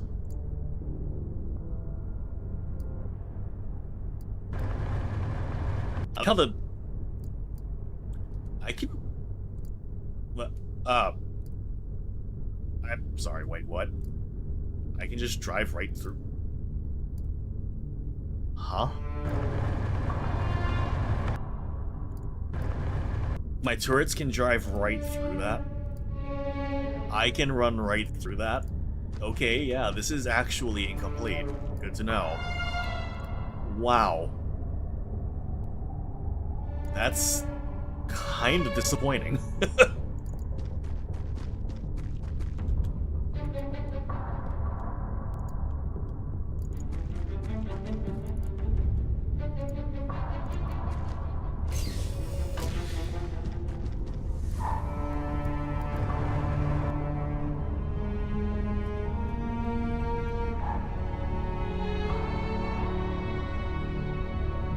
Plus, dude, one thing about these bases is that it also is out according to how you set up the base.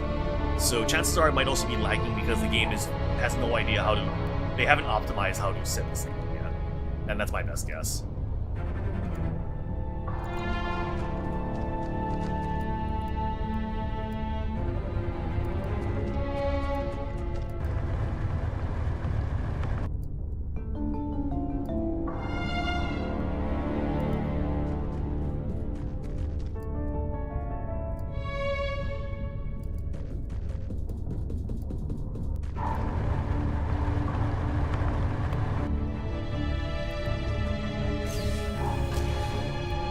Gym. Nice. So we have treadmills, benches for weightlifting, right next to a gun range. That seems safe.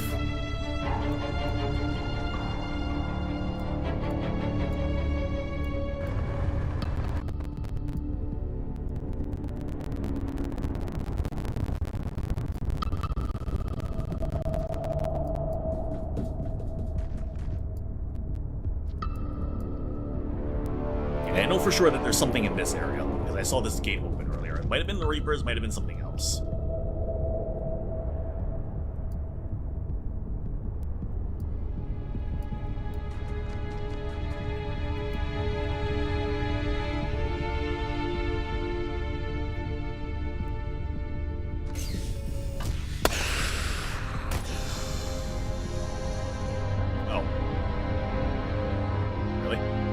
Well, then again, I guess that was a medium ship and not a large.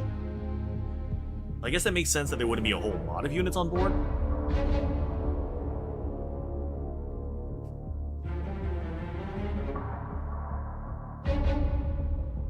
And we did cause some significant damage to the UFO too, so I guess very few enemies would make sense. It's weird that they were trying to assault our base with a medium-sized UFO, though. Seems like whoever's in charge of the invasion had some poor planning there.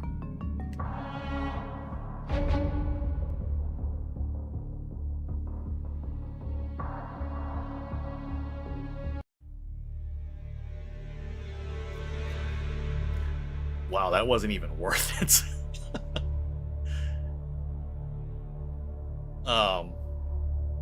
Barely any stat gains, only a few medals. Okay. Sure.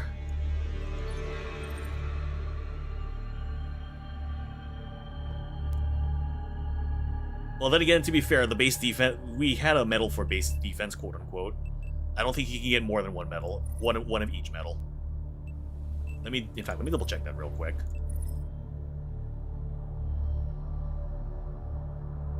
Distinguished Service Medal, completing 10 missions.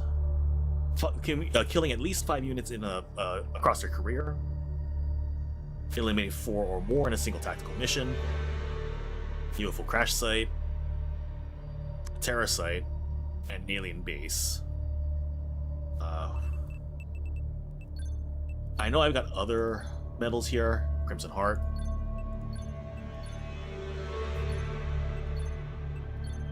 The one medal I'm looking for is this one right here. I don't know what that one is. Oh, duh.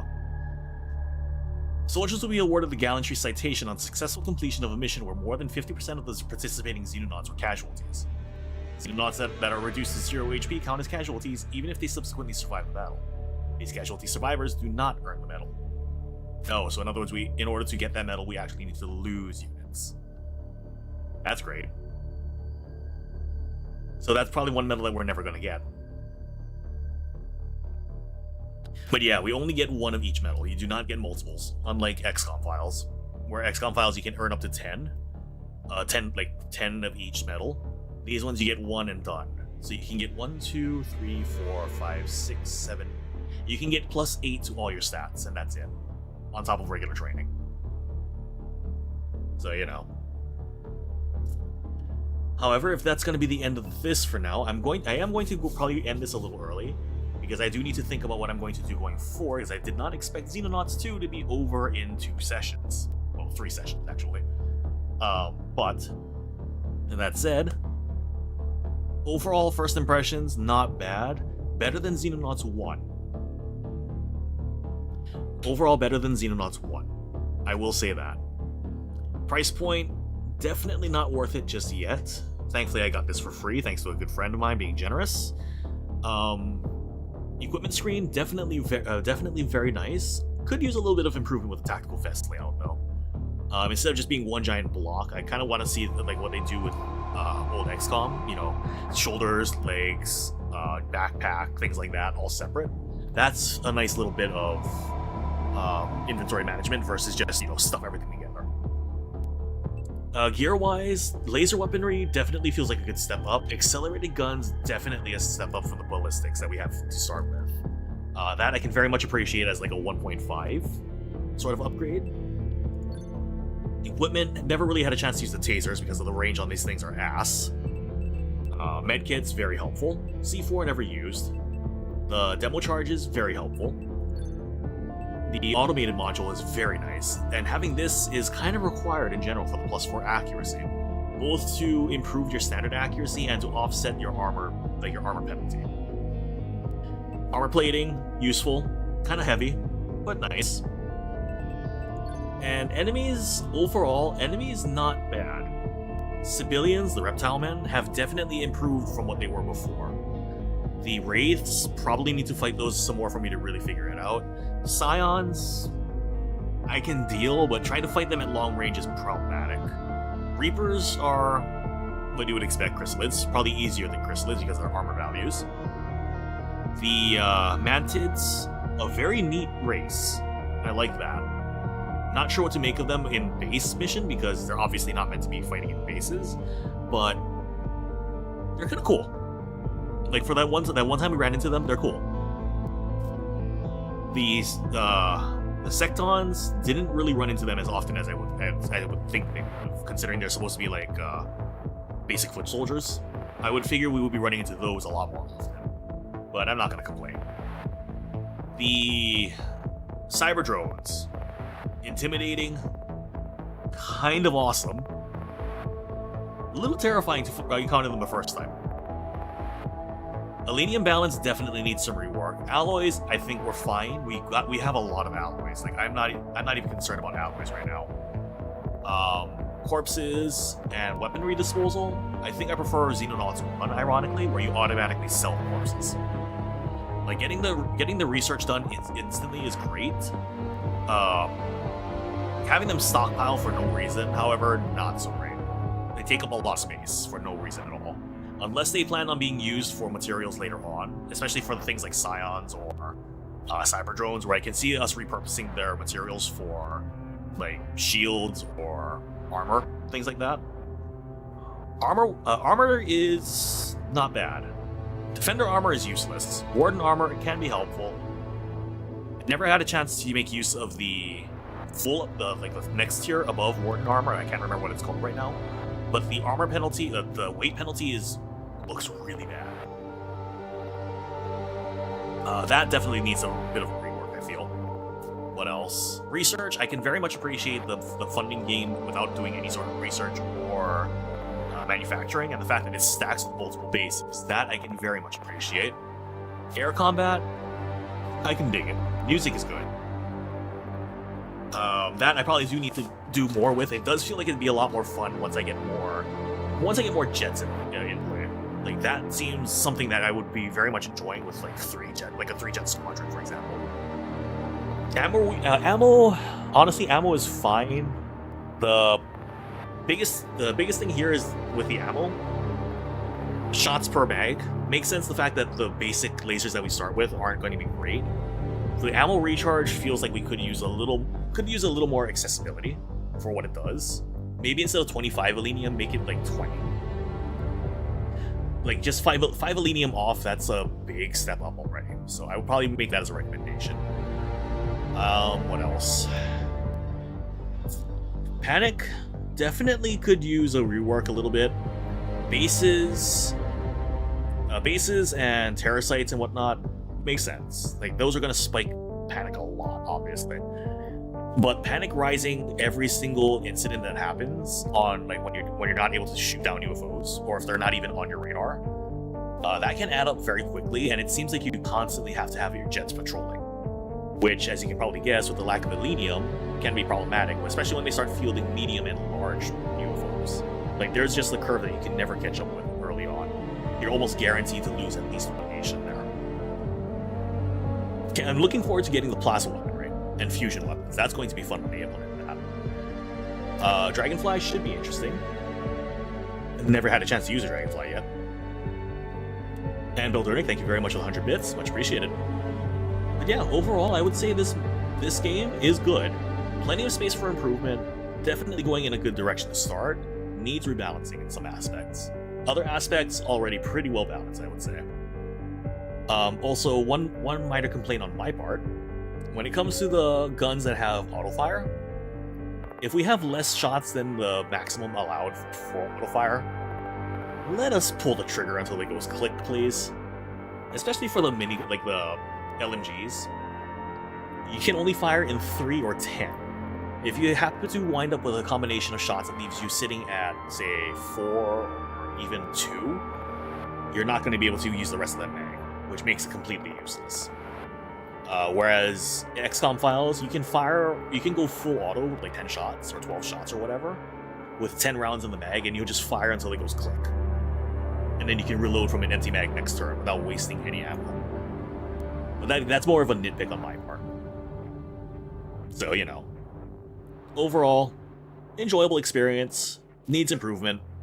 I'm willing to give it the benefit of the doubt because it is early access. Price point is a little high for early access, especially with the amount of stuff you get. Definitely, I would say definitely pick this game up if it goes on sale for maybe like 50% off, $20. It's maybe a little less than a $20 game, but considering it's again early access, you're going to be getting a lot more for a lot more bang for your buck going forward. Right now, if you plan on getting it like immediately, I'd say 20 bucks would be a good one. 25 if you want to expand your range a little bit. But $40, no, you're buying a promise at that point. But yeah, again, thank you all so much for watching. I will be thinking about what we're going to be doing on Wednesdays going forward. May or may not be XCOM files. I will need to probably either put up a poll with a few different options, or just spend a bit of time thinking about it. However, I will be seeing you all on Friday for more XCOM files anyway, and we are picking up from exactly where we left off at that point, and so far over there, Promotion 3, so far so good. We're going to go ahead and drop a raid on somebody. Let's see if there's anybody I can raid right now. Yugian is, in fact, yeah, he is streaming XCOM files. Go ahead and drop a raid on him. And for the folks that don't know, Yugian Bushido is a good friend of mine. He streams tactical games a lot, and is overall a very chill dude. He is like me in that he renames units to viewers if you so wish, and like me, he also does his best to keep them alive for a little bit of a price point there. But yeah, I shall see you all on the other side, everybody. You all take care. Have yourselves a good day.